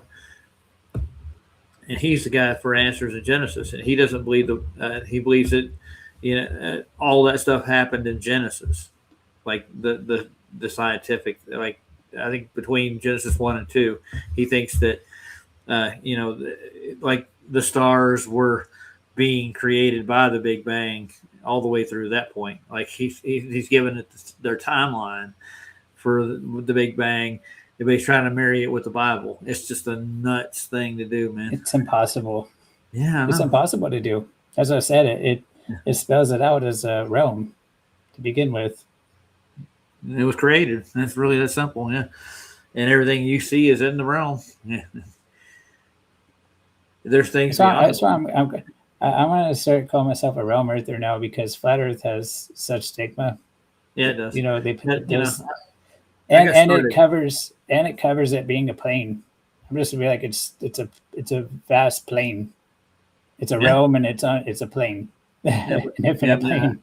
I I have don't- some stake in the name Flat Earth because I started when it was that's what everybody was calling us to start with. Well, I didn't come up and say, "Hey, I'm a flat earther," No, anybody that's subscribed to like the real world that you live in, they just started calling us flat earthers because we don't believe in space and stuff, Or it's not a belief, but they're like we're asking questions. How is the space you're subscribing to possible? And we started asking questions about it. Well, that's the thing. They put a flat disk in outer space. That's them. When you say, but if it's a realm, then that cancels out any outer space. The skeptic's telling you he's a flirt. I'm with you there, man. Skeptic, I've been there since day one. But I mean, it's not that I'm going to be shamed by it. It's just like Chris is just describing a better term for it. One that's actually more, I don't know, would you call it more accurate? But I don't know, how would you call a realm, or what would you call a realm? Could you give that a name?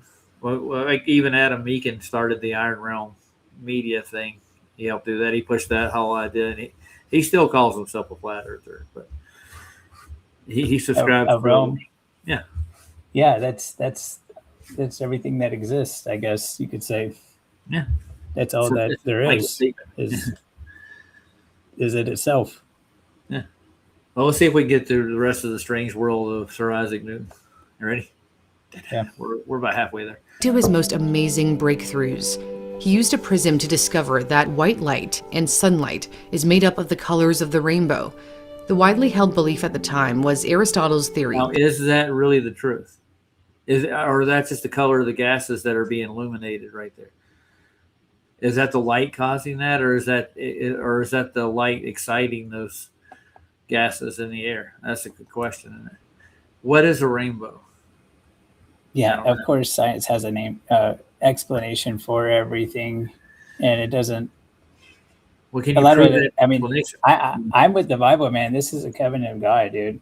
Yeah, absolutely. Rainbow is like, and he's not going to do it again. He said the next time he's going to recreate the whole thing and burn it first. He didn't say he was going to burn us in it, and he didn't say, "Oh, I'm going to burn y'all up with it. Then I'm going to make a new one.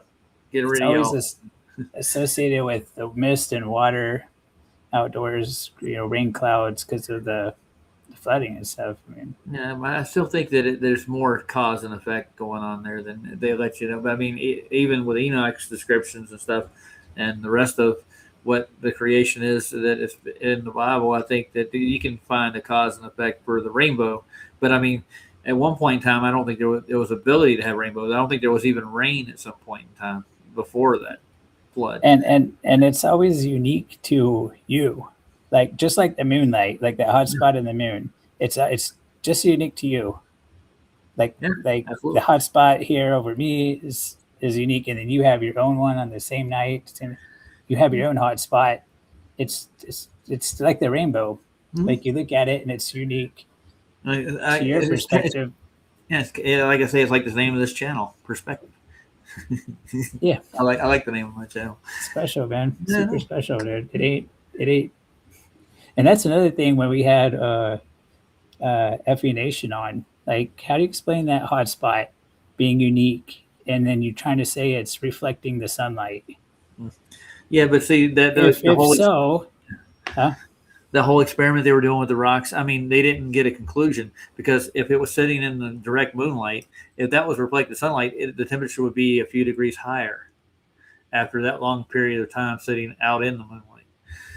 And the temperature was the same underneath the truck as it was out in the moonlight. You get what I'm saying? Like there would be a change in temperature if the sunlight was reflecting off the moon.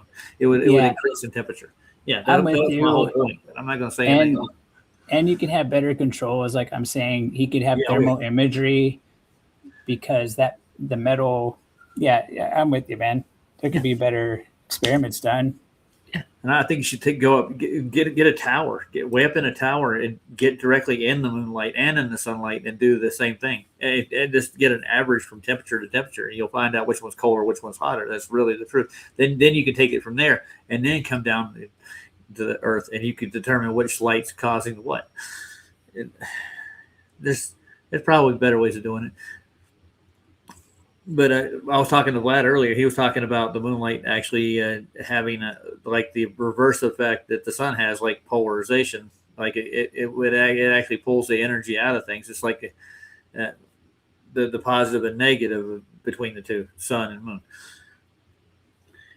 And not the case. What case? I mean, the only case. Why would not the moonlight, if they're reflecting the sunlight, let's say 6 hours after the fact, if you have the rocks in the shade, they would be cooler because they're not but the moonlight didn't affect it either way. It was null.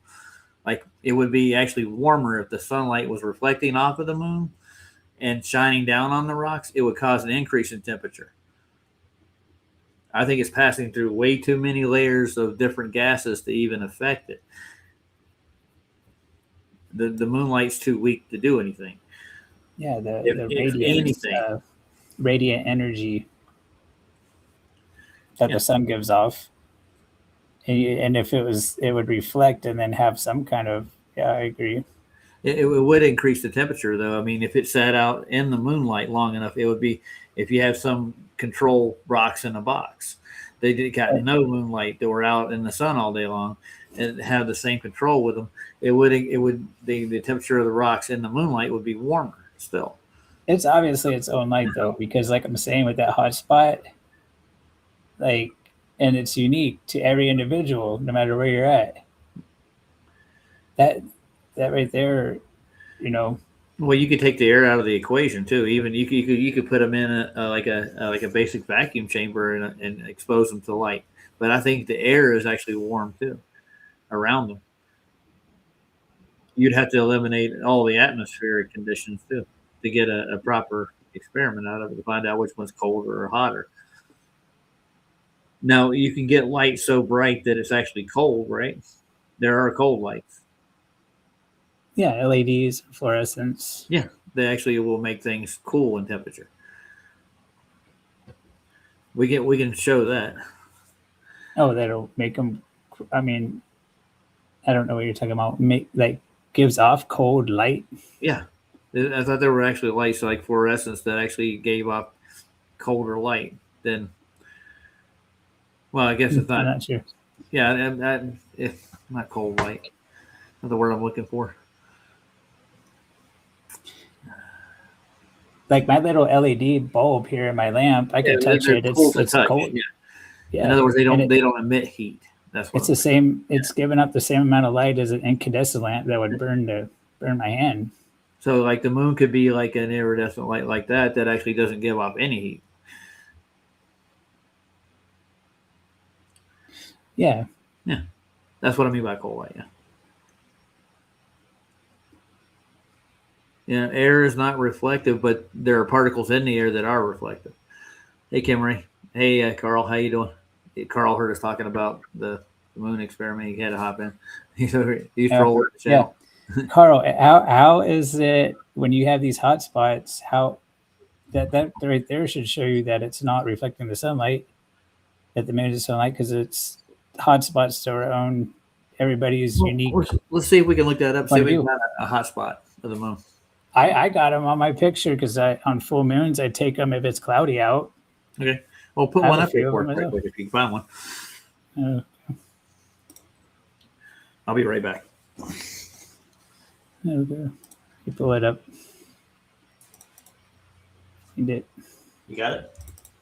No, just one. Got to figure out where I put it. I have a few folders.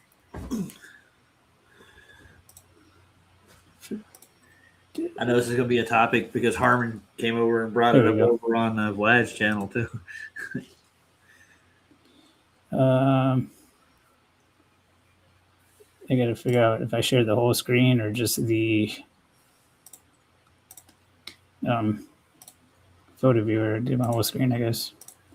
Well, yeah, that's a good question. How does gravity pull the mass around itself and burn it at the same time? I'll be right back. Just go over your photograph. Show them the hot spots. Yeah, this is a hot spot here. I'm here in Tennessee. Well, let me open another one. One of these is night vision, and one of them is just a normal photo. But you have night shot. This is night shot. This same photo. You can see on just a normal. It's really bright. The hot spot here through a cloud, and you can see how it's just. You can see the moonlight here, and it gets dark. It's like pointing right at me. Same here in the night shot. And I'm in Tennessee, so you got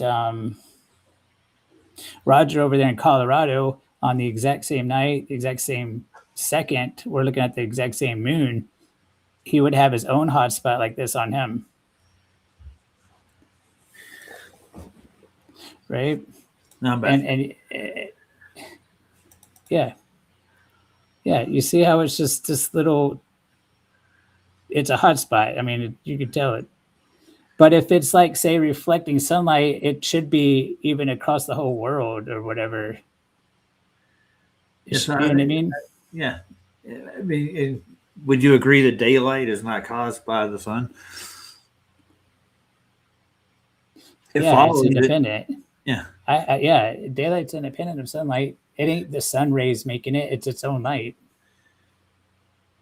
I think it's a magnetic cause and effect relationship between the plasma and whatever the object the sun is. It follows the sun, but it's not rays from the sun. It's not sunlight. That's the moon, right? Yeah, that's the sun. I mean, the moon. Yeah, the moon. Sorry, that's moonlight. Yeah. Yeah, that's a full And that's spectrum. the hot out there. spot. Yeah. That's the hot spot.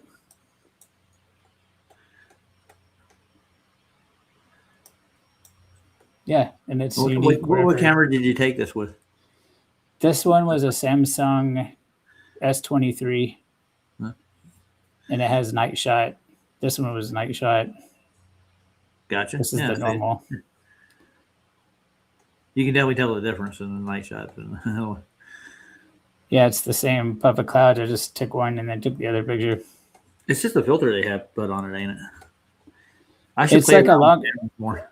It takes. It's like a 5-second exposure, and then it processes it and changes the contrast. And yeah, you could take a really dark photograph and it'll make it look like it's daytime.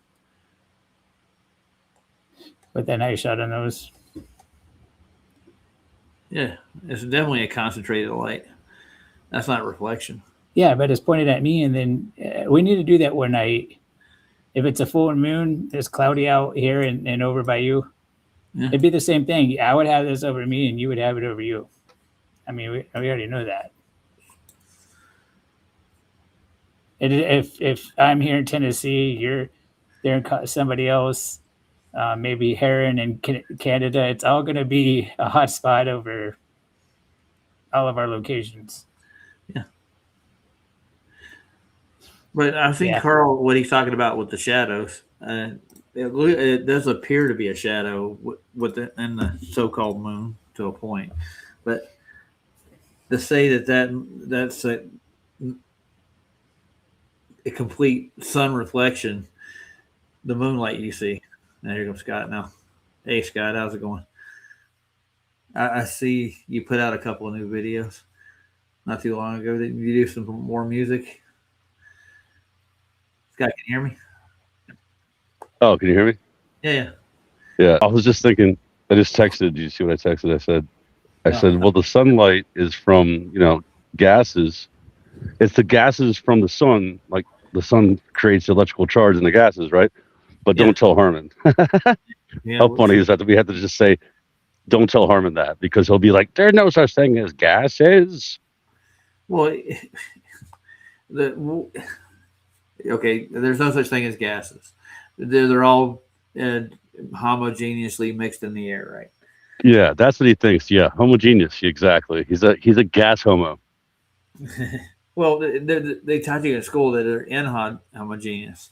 Like they're not. They have layers, like gas layers. That's what they teach you in primary school, right? By the time Yeah, you're and just like Kim Ray said, yeah. electricity excites the gases and it creates light. There's obviously a wake or a current around the sun that causes this and follows it around, and probably the exact opposite with the moon. They're not just. It's also interesting in the Bible how it says God created daytime and nighttime, and then the sun. Yeah. Right. So, you know what I mean? It's so he kind of separated. Well, they separated that in the text. You know what I mean? Well, we know he made That's the kinda sun and the interesting. stars on the fourth day, and then when he initially said, "Let there be light," that was daylight. That's how I read that. Yeah. Because it's That was after independent. it was. Yeah, that's what I'm saying. Yeah. It's interesting how that happened in the Bible. Well, the Bible So it has kind the of most logical It's explanation like- for our world, anyways. It's stationary, It's, unmovable, for one. it's like So it- fluorescent it can change. lighting, like a fluorescent light bulb. You know, fluorescence. That's basically what daylight Yep, is. of It's like a Of course. Yeah. yeah. It's working just like fluorescent light bulbs. It's its own light. It's also a lot of. fluorescent light. There is a lot of reflection going on too. Like somebody said something about there's no reflection in the air, but yeah, there is reflection in the air, and everything else. Everything reflects. Mm-hmm. Every. You're not going to get a thing- mirror reflection out of it. I can tell you that, though. Yeah. What do you mean pinpoint? Like a point source? Yeah. Like if you look No, at you're water, not- water has a mirror reflection. That's different. Yeah. There's something in the water surface that actually is so smooth enough to get a reflection, but yet solid Yeah, enough. like a mirror. Yeah. Yeah, like a mirror. Yeah, but that's happening like everywhere at one time, like all day. Yeah, but Just let's say it's like refraction. refracted hands. It's not really there, sir. We're looking at a projection. We're living in a simulated world. Oh my God, that crap is so insane. There obviously is. It's a simulation. Well, yeah, simulated trees outside right now. If you go run into them, is it going to hurt? It's digital, dude. Just digital. Me and Paul were backstage. We were going through Brenda, and I was showing D-Man Brenda's trimmed out clips about particles and how a hand can just appear out of nowhere and punch you in the face, and you couldn't do anything about it. She was trying to describe the virtual particle theory. She doesn't understand he doesn't understand. Sorry, he doesn't understand Virtual. Hold on. Yeah. Virtual particles? Is that what it is?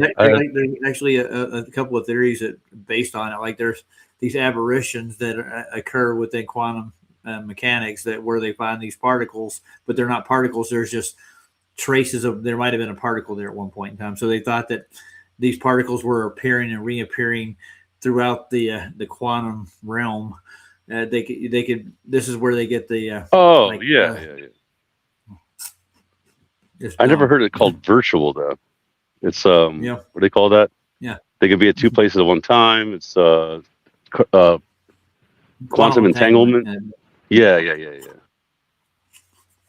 It's a theory. Yeah, it's all theoretical. Or what does he say? What's his name? Theoretical.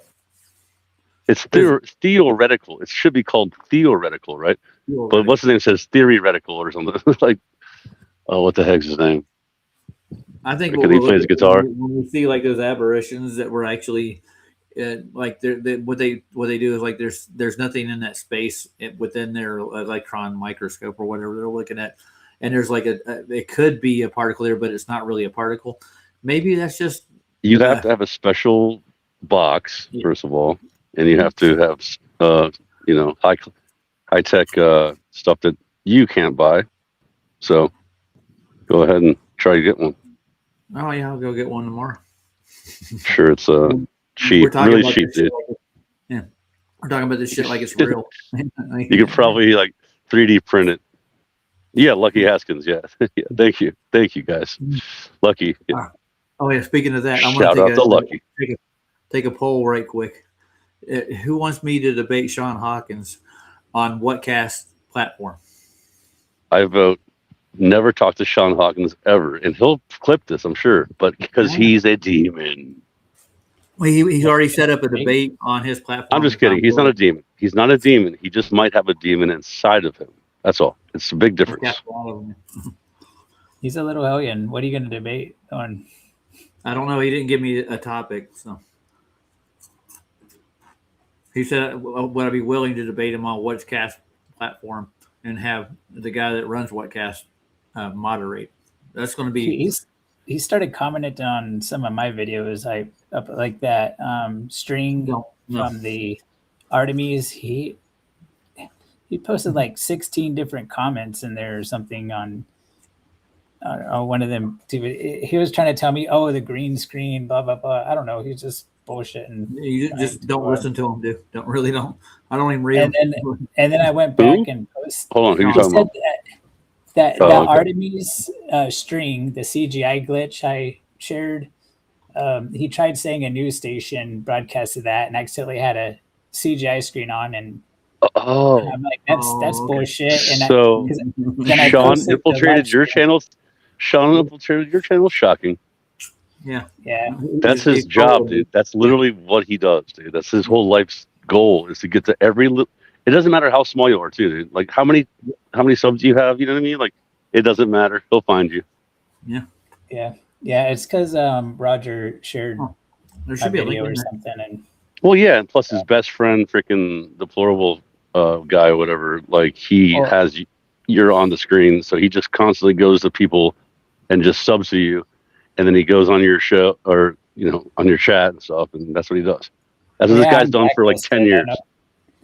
I'm blacklisted. Like I was posting like CGI videos from like Sora and stuff. I was getting like 1,500 views, 2,000 views on those, and then when I started doing like Flat Earth stuff, it just all went away. Yep. Yeah. All the subscribers I got is just people that I know from chats and stuff, which is cool because I don't care about popularity. Pin the link out there. Sorry. Yeah, that's what I'm saying. Not trying to monetize. I like having like less subs, dude. It's cool. Oh yeah. Speaking of channels, what was the last songs you did? A couple of them. I can't remember. I know you did. Here comes Santera. I got the white women, dude. I did a decent job of So he went to your channel as well, Conley? Yeah. He goes to everybody's channel. He went to my channel like I heard you on the Roger show. I gotta say you are very dummy. And I was like, okay, nobody cares, and silence. No, you're gonna go talk to yourself. Oh, Santera. And that guy's so funny, man. He's like a crack addict. He looks so weird, dude. Well, yeah, he sent me emails, guys. He emailed me with this info. He literally went out of the way to write an email and set up a debate. Yeah. Clip this, crackhead. I already knew him from Flatzoid's channel. You have to say his name and say that to make it worth it. John Hawkins, you can clip this. You're a fucking crackhead. We don't have to put the F word in. Yeah. Shit. He did. Oh hell. And we're saving the clean part for the Welcome to Flat Earth channel, and that's actually going to happen. Yeah, clean it up. Yeah, we'll keep that clean. That channel. Oh, I forgot. Yeah, because Paul. Well, he wants to get Quantum and Adam over there to do just Flat Earth content on a regular. So, what new songs have you done? It was Rush. Remember? Oh yeah, I remember that. Subdivisions. We finally did it pretty. We did it pretty good. Finally, we messed it up like 3 times. We finally did decent. We should play that. What do you think? Sure. Did Scott play Subdivisions? Anyone like Rush? Any Rush fans? Yeah. I'm a Rush fan. Big into Rush. I'm sure it's Mr. Huh? You like Rush, Chris? Yeah, he's big into Rush, dude. Like when I was in my early 20s, I had like an audio system in my car. He put the CD in and just cranked the shit out of it. Man, I remember that. It's like Which the same guy with the piece of paper that self showed once. Just their popular song. They had that one super. Tom Sawyer. Yep. Tom Sawyer. Blow I pulled a freaking Roger. Oh yeah, it was a good one. Let's see. I think that was Moving Picture Show. Moving Picture Show. I think that's what it's called. Or Moving Pictures. One you did two of them. You got what is it? One thing leads to another. Nobody knows that song though. Does anyone know that song though? Come on, you got to be. That's an '80s song. Well, they're both '80s songs. Yeah. But yeah, Subdivision is more like a cult following. You had to be a Rush fan. Yeah. Canadian, and there's a lot of Canadians. Look, Sea Lightning, and a lot of them. Yeah. So let's take down Secret Life of what's his name, and we'll play Scott's right quick. Listen, Logical. I would love to play Tool, but it's not that easy for the whole band to do it. There's a lot of in Tool music that you're gonna have to. I mean, the singing is not easy, and the Rush singing is not easy either. But this one has low singing, so yeah. Where were you playing at? I'm looking at you're like out in like an amphitheater or something. Yeah, it was like a park. It was awesome, man. It was in the mountains. Nice. In Virginia, actually. Hillsville, called. Virginia. It's like a small town, like get together. Like every weekend they do in the summer. They do like the drive-by thing with the cruise, or they call it a cruise. They don't call it a drive-by.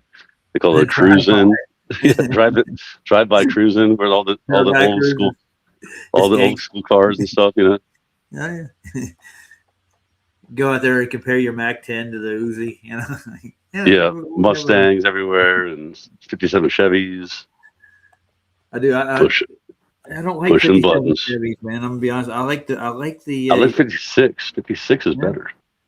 Have you ever seen the or 55? Yeah. 58. Yeah. Mm-hmm. They completely changed it.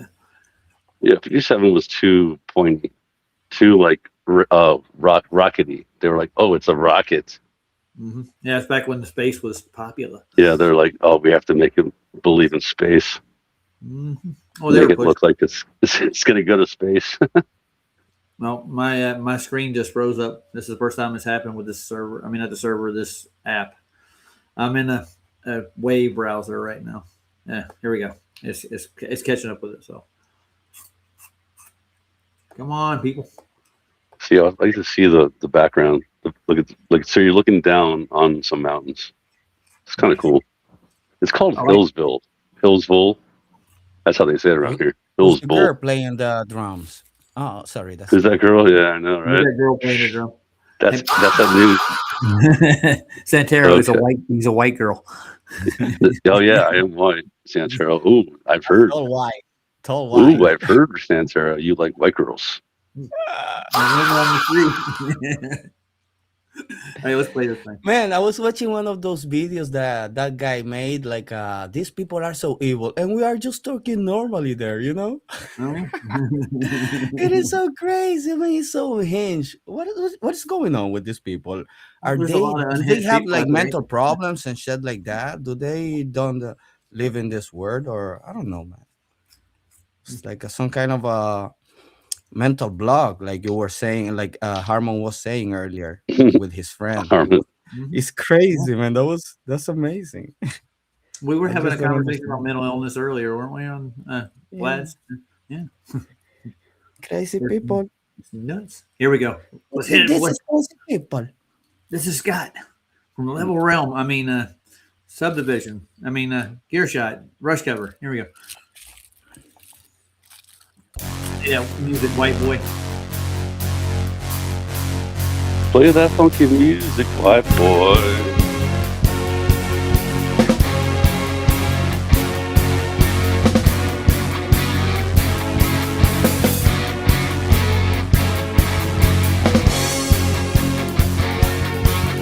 You play the keyboard good enough to the song, dude.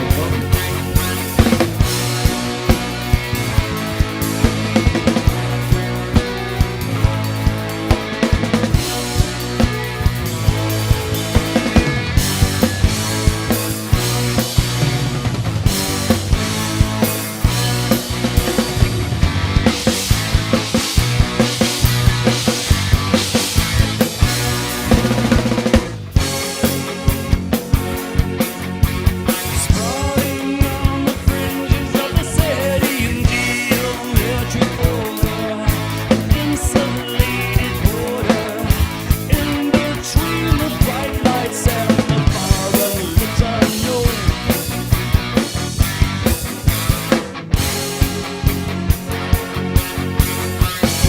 there's so many emojis. Emojis everywhere.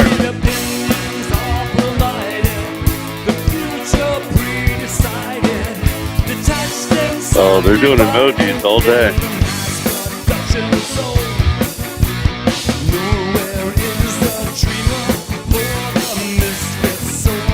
Oh, is this Rumble?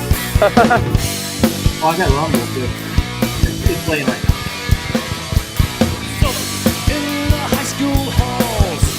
All the videos are saved. I'm tired.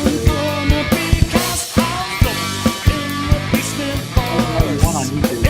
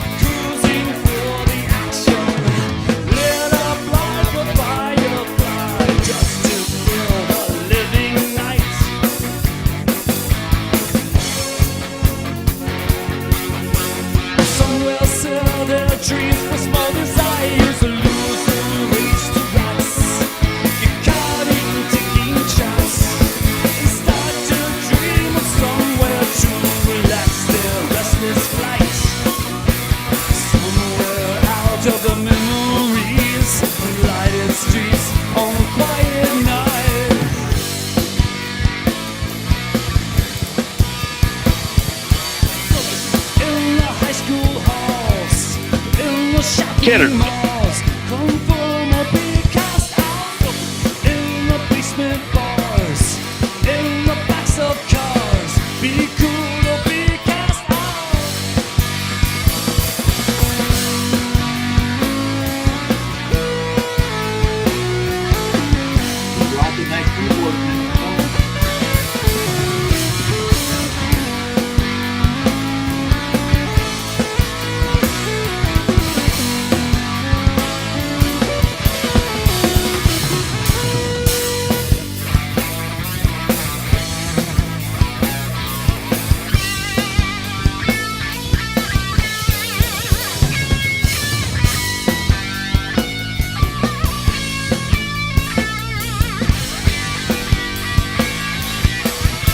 Yep.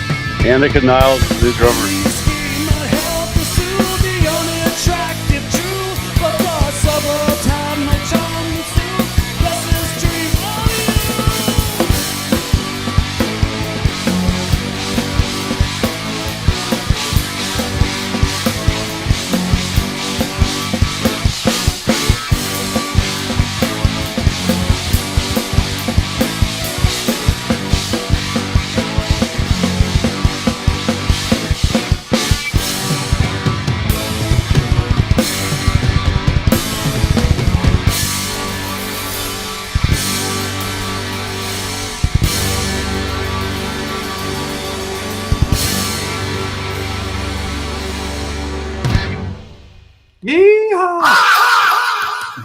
I love it. No, you didn't do the clapping. I'm gonna crack the sky. You didn't put a clapping in when there was no clapping. What is that? Hey, Scott, I love the drum rolls, man. Amazing. They are. That's Neil Peart. Rest in peace. He's dead now. He's just talking about your drum. You know, he wrote those songs too. Yeah. Well, yeah, but I was copying him, so I mean, technically, I threw a few extra things in there just for you, Santero. Hey, I love it. Thank you, man. Just for you, nobody else though. Thank you. You know, you gotta send me some loops, some drum loops later. Oh, you know what's love that. You know what's funny? We were talking about making a banner, right, for the band, And I was like, maybe we'll just use AI. And my friend loves AI, and I was like, no, I'm just kidding. I have a friend that does like, you can do like, I told you, we'll pay you to do a logo. Yeah, what do you want? Send me. I'll give you my email. I'll send you my email. Give me some idea. We'll draw it for you.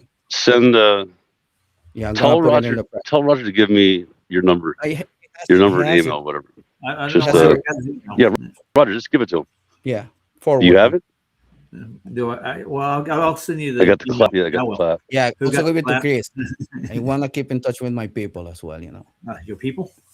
Yeah, my people, my flat earthers. Well, No, you're my so far away. realm, normally, realm earthers. it's funny. Either one, dude. It's funny though. Like like I usually want to keep in touch with people around here because like we might, you never know if the power goes out or something. Yeah. But like you're so far away, it doesn't even really matter. You know what I mean? Yeah, well, you never know, man. Unless you want to take a boat over, like your ancestors. You never know. Remember your ancestors took boats over? Damn, it's already You never 1 know. o'clock in the morning. But yeah, give him my number though, Roger, because Yeah, I'll give you a number. Well, I'll email it. Yeah, to you. that would be fun, man. I would do it. I'll send you my number too. I'll give you both our numbers. Okay. So you can keep in touch with your people. Yeah. I'll add you And on I'm WhatsApp. going to send you a calendar this next week coming. yeah, up. because I'm serious though. I have 2 bands that need logos, and I need somebody a human to do it. You know what I mean? Yeah, I'd man. rather have a human than an AI. Appreciate it. I'll do it for you. I have Will be my ideas. first. Well, I Your think first my- ever? Like you've never done like a logo for anyone? Only for me. Only for you. Yeah, because I Okay. I never cool, then. I never done it like You're an I artiste. only draw You're for an myself. artiste, dude. I've heard you're an artiste. Yeah, I've seen his work. That's right. You should get in touch with my brother, dude. You like him. As a matter of fact, I'll send you his link. Yeah, he's actually an artist. His what he does for a living. He does paintings and clay work and stuff. Excellent. He does his own artwork for his shirts too. He designs his own logo and he has his own clothesline and stuff. I just like drawing. And Well, shit, yeah, that's the man. thing. Since it- That comes next, dude.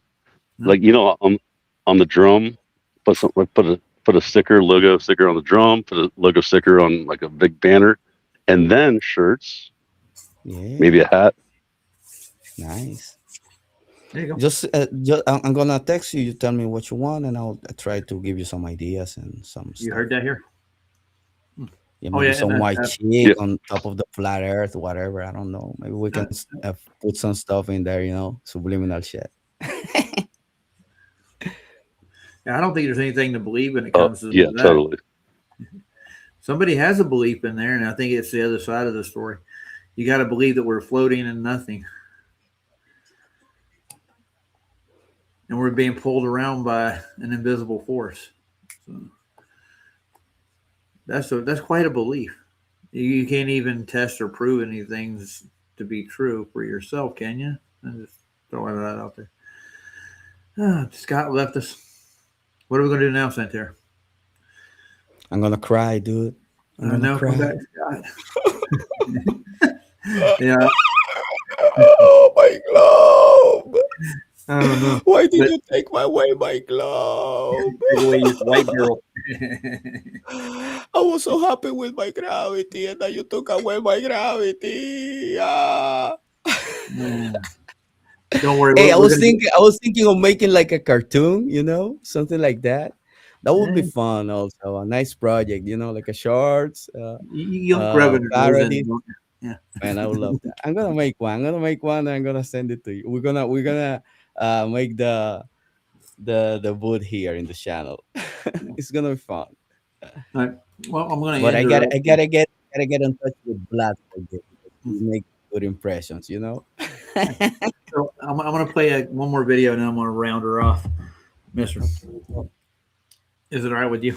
I've been going for 2 hours, but No problem. so far we've got into the strange life of Newton. So far, it's gonna get weirder. Go ahead, Chris. What do you say? No, I'm just saying I got to go soon myself because it's 3 a.m. It's 1 a.m. here. Yeah. I got to watch grandchildren tomorrow. It's part of the life. So here's the proof the Earth is flat. That's the name of this video. I get it off X. You ever go to X? Anybody? Yeah. No, I haven't, dude. And I need to make a TikTok account 'Cause I I hear have that one. they got a lot of. I have X. Your But- video goes out on X every time you put one out, and I get it. I post it on X. I'm talking to you, Chris. Flatzoid's been on there, and he'll get like 7,000 views on TikTok now, where he's like blacklisted on But You know, X, it sucks now. I'm super YouTube? shadow banned on X. No way. You wonder why, right? I had a No. I had a comment under a girl once, and they were talking about planes and stuff. Like the people were taking planes, and I said like, "Oh, those planes are kosher because they work on clip tips of the dicks." That interaction had like 100,000 crazy stuff. After that, shadow ban. How'd that happen, Pantero? How did that happen? I don't know. No. Only for a joke. It's It wants me to crazy, press man. H for some reason. Can you see the Yeah, video on because screen? you wonder how they fly on Shabbat, right? Yeah. How does it work? How can you fly on Shabbat? You can not allowed to use any electrical stuff, right? Oh, there it is. I Okay. don't know. This thing's got different controls in it backstage, and there's more controls, so it takes more time for me to operate them. Gotcha. I may go back to a different browser. I'm going to try a different one. See, what are you using now, Santero, for a browser? Brave is the best browser. You don't Brave. have ads. Oh. You have also, if you want, you can have like a VPN, but I never use a VPN because I don't trust that shit. I have used VPN. And I got nothing to hide, so I don't care. Well, no, what I'm trying to keep is the. I've been hijacked a couple of times during my streams. Yeah, I got you. That's why. Do you Yeah, do you still get Brave crypto for ads and stuff? They used to do that. Yeah, I had that about 4 or 5 years ago. And I was getting Yeah, like $3 I a got month some. just using it. Every time I open up a new tab, it'd give me an ad, and it would add to my To your you crypto give me like balance. yeah. Uphold, and they would put it on Uphold. Yeah, exactly. I got it too, but I haven't checked it out in a while. All right, let's take a look at this video, guys, and then we'll get out of here. Let's go. All right, where are we going? To the moon.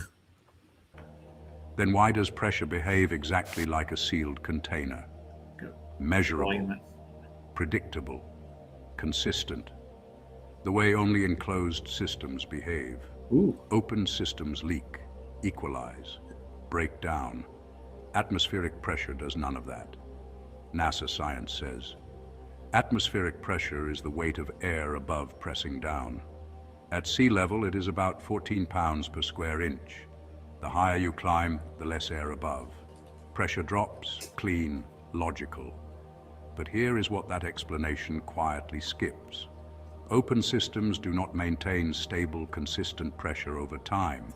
A gas released into a room equalizes and disperses. Eventually, pressure across the room becomes uniform.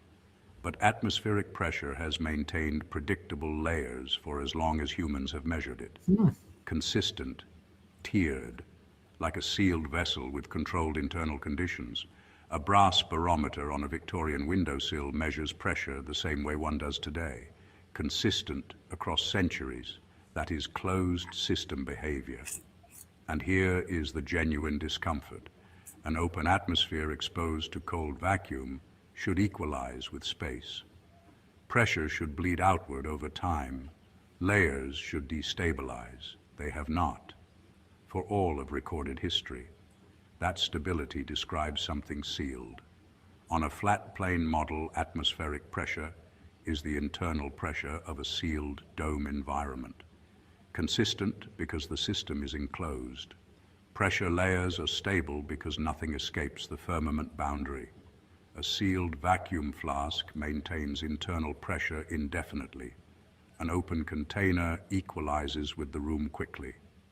Our atmosphere behaves like the flask, not the open container. The flat plane dome explains that behavior directly. I like that. That was a good explanation for it. Would you agree? Yeah, nice. Yeah. I am not an AI robot. You're not. I am not. I am not. No, Okay, no, yeah. no. Yeah, Fuck. but I mean, I'm very original. I tell you what, I'll read it off the script next time. Very original. But he makes a good point. No, it's okay. It's not a big deal. But I mean, It's like a tool. You know, I don't really mind it for a tool. You know, Yeah. to express like, because think about it. Like, would you rather have an Indian guy talk to you or a freaking AI? I don't know. So I'm starting to, they're getting me. I'd rather have a human for sure, man. At least I could laugh a little bit. They were talking about atmospheric pressure, and can I share like a 20-second video just for a thought experiment on how barometers work? Like, and what they do is, I'll have to show it visually if you want to. Bro, right now, I just got one of those weather stations. Oh, You know what a weather station is? You know, they have a barometer, they have a wind gauge. Yeah. It's called an anemometer, right?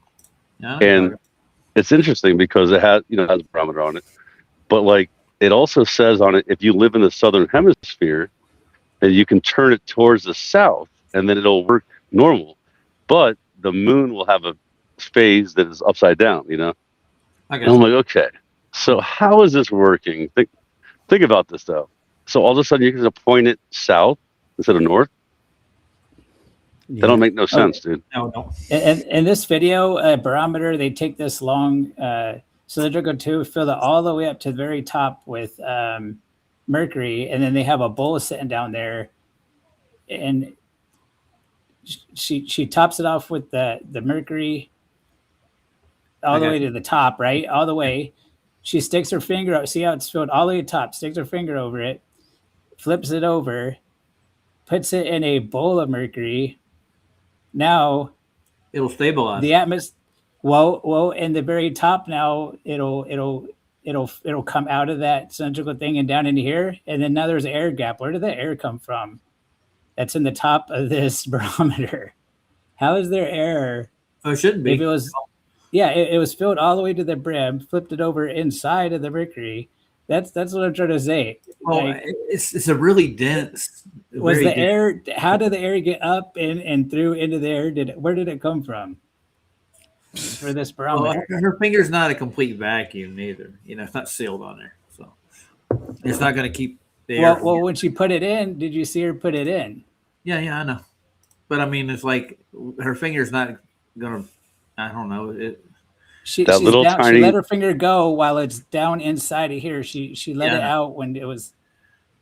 So now all the fluid's coming out, and then depending on the height, that's where they get barometric pressure. Yeah, I don't understand how they read it. But look how big of a air gap that is. That shows you how much water air bubble pressure there really air is. bubbles didn't. Yeah, that's way bigger than it should have been. Yeah, you're right though. Yeah. Yeah.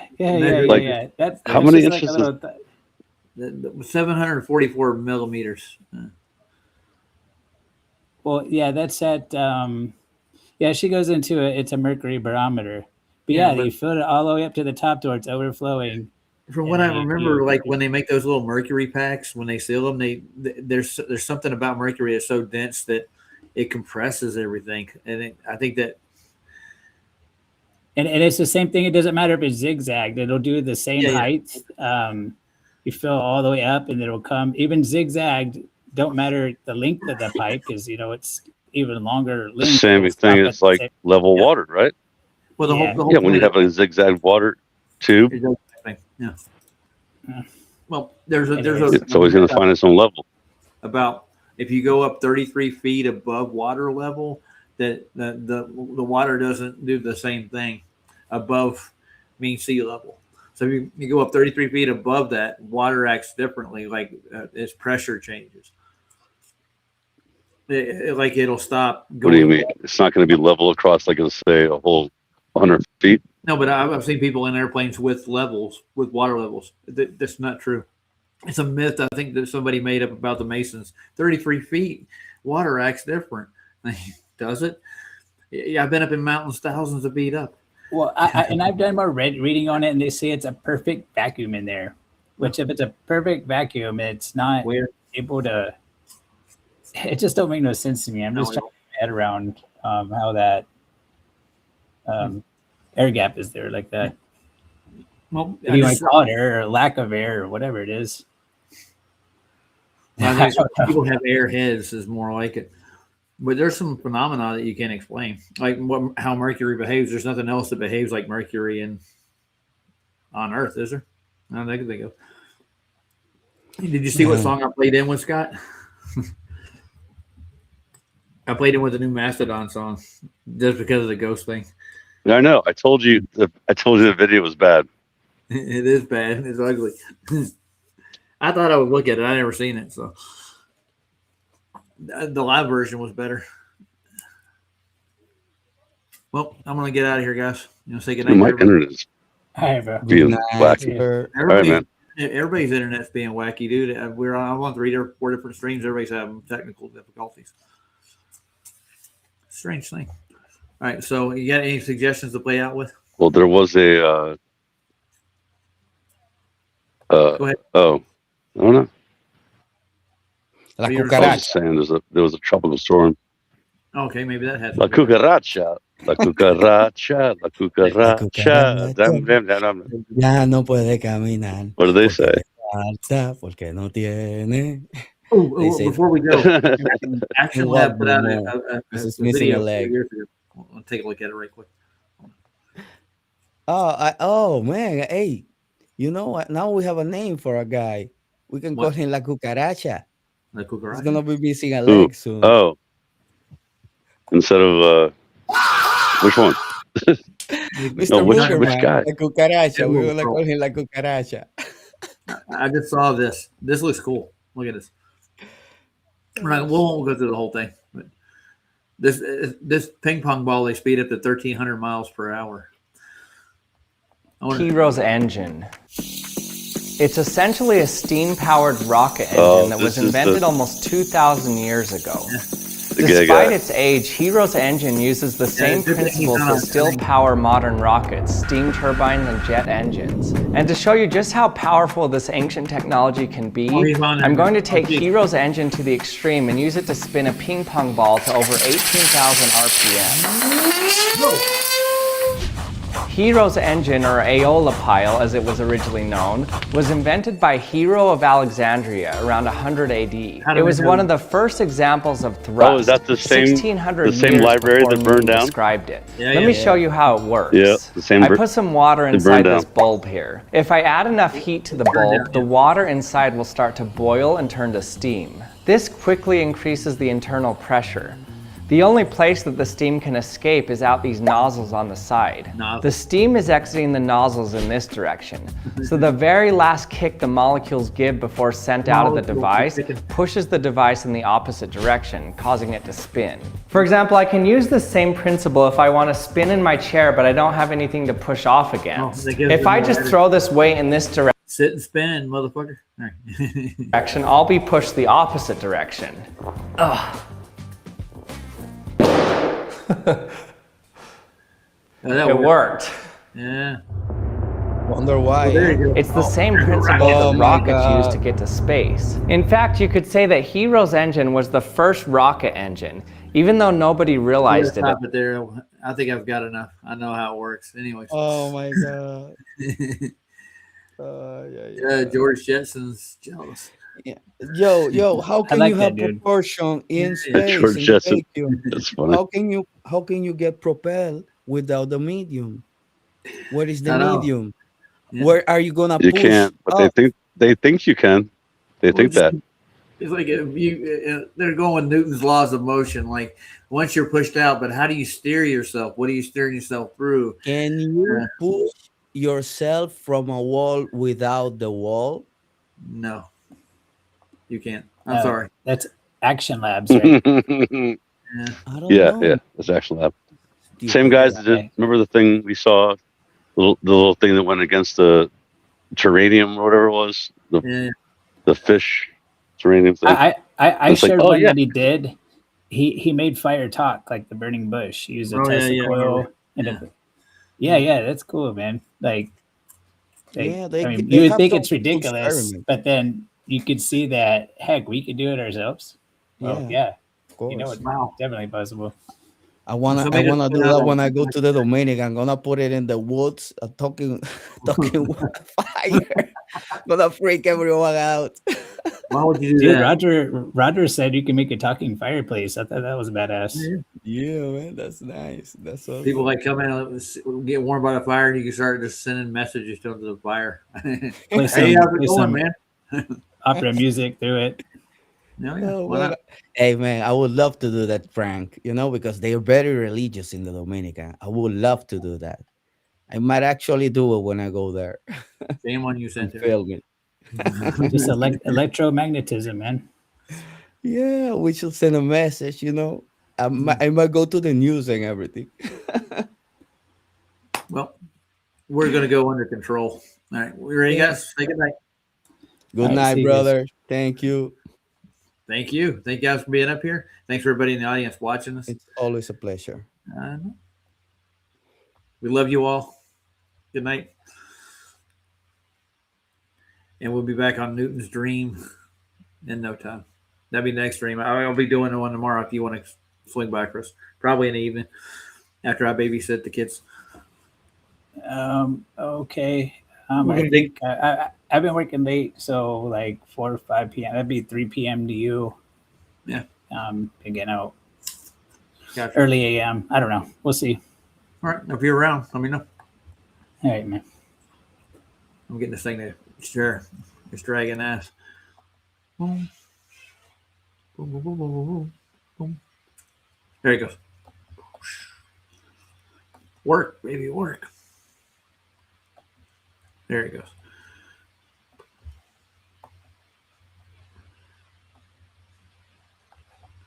Kapoof.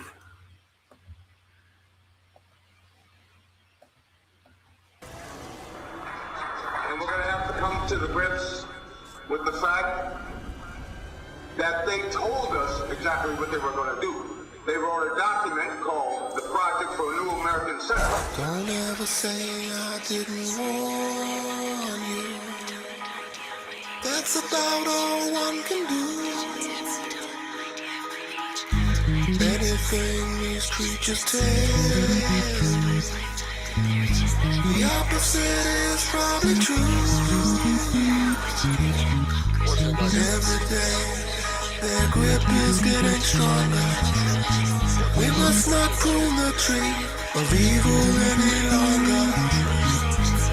Every day the tyrant's getting closer. Will you sit back and watch or do what you're supposed to? What can I get with 2.3 trillion? When does a citizen become a civilian? When did the heroes morph into the villains? How can 2 planes powderize 3 buildings? These are questions that could get you murked, politically, socially, physically put into the dirt. Many swear that there's some kind of conflict of interest within. The conflict depends upon what you're interested in. You can chant 9/11 was an inside job all day until you say the Mossad and pay closer attention to Flight 175 and the odd cylindrical pod beneath the fuselage. Then it's 2 + 2 level addition after you factor in the flight termination systems. Then flash back to the cash the good rabbi stole, September 10th style, right down the rabbit hole. What can I get with 2.3? You can get unlimited corporate news. What can I get with 2.3? You can have any mercenaries you choose. What can I get with 2.3 trillion? You can steal a couple million souls. What can I get with 2.3 trillion? You can get everything under control. The missile they hit the Pentagon with was not an act of randomness. It murdered accountants, bookkeepers, and budget analysts. That side of the building was retrofitted prior to this to withstand bomb blast, a nickname the catcher's mitt. If that don't give you some kind of clue why they glued a mortar, maybe you should take some medication for your new disorder. If buildings are burning, don't ever trust a news reporter with 267 stories of gruesome slaughter. They'll never mention Dov Zakim and trillion stolen, much less missile-equipped Boeings, even remote controlling. With System Planning Corporation International, the folks to see if you got some buildings you like to crash into. But that's impossible without the proper capital. That's why I'm asking you what you would do with unimaginable wealth. So much money you can't delve in it. Enough to buy 10 presidents and 12 senates. What can I get with 2.3 trillion? You can get unlimited corporate news. That's right. What can I get with 2.3 trillion? You can have any mercenaries you choose. All night. What can I get with 2.3 trillion? You can steal a couple million souls. Indeed. What can I get with 2.3 trillion? You can get everything under control. Now that's greed. What can I get? See you next week.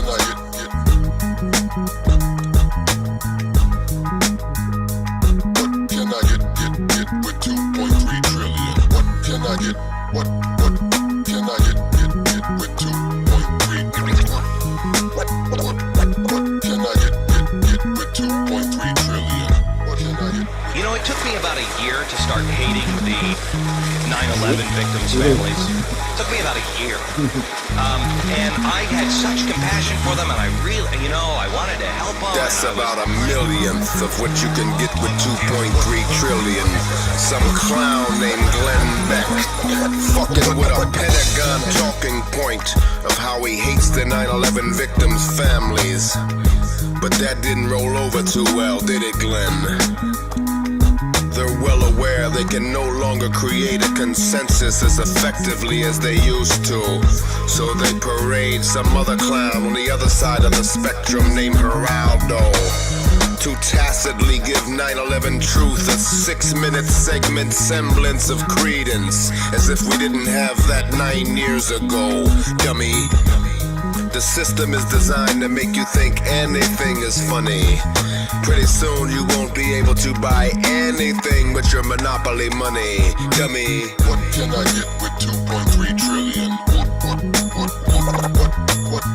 can I get with 2.3 trillion? What can I get with 2.3 trillion? What can I get with 2.3 trillion? 2.3 trillion.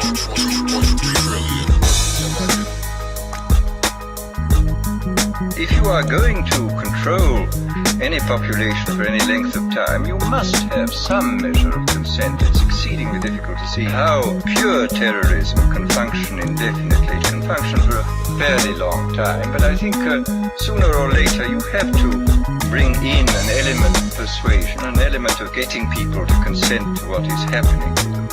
The Vera chip, it's about the size of a grain of rice. Each chip contains a unique 16-digit number that, when scanned, connects doctors to an internet database that retrieves medical records instantly. It was originally used for tracking lost pets, but the FDA approved Vera chip implants in humans.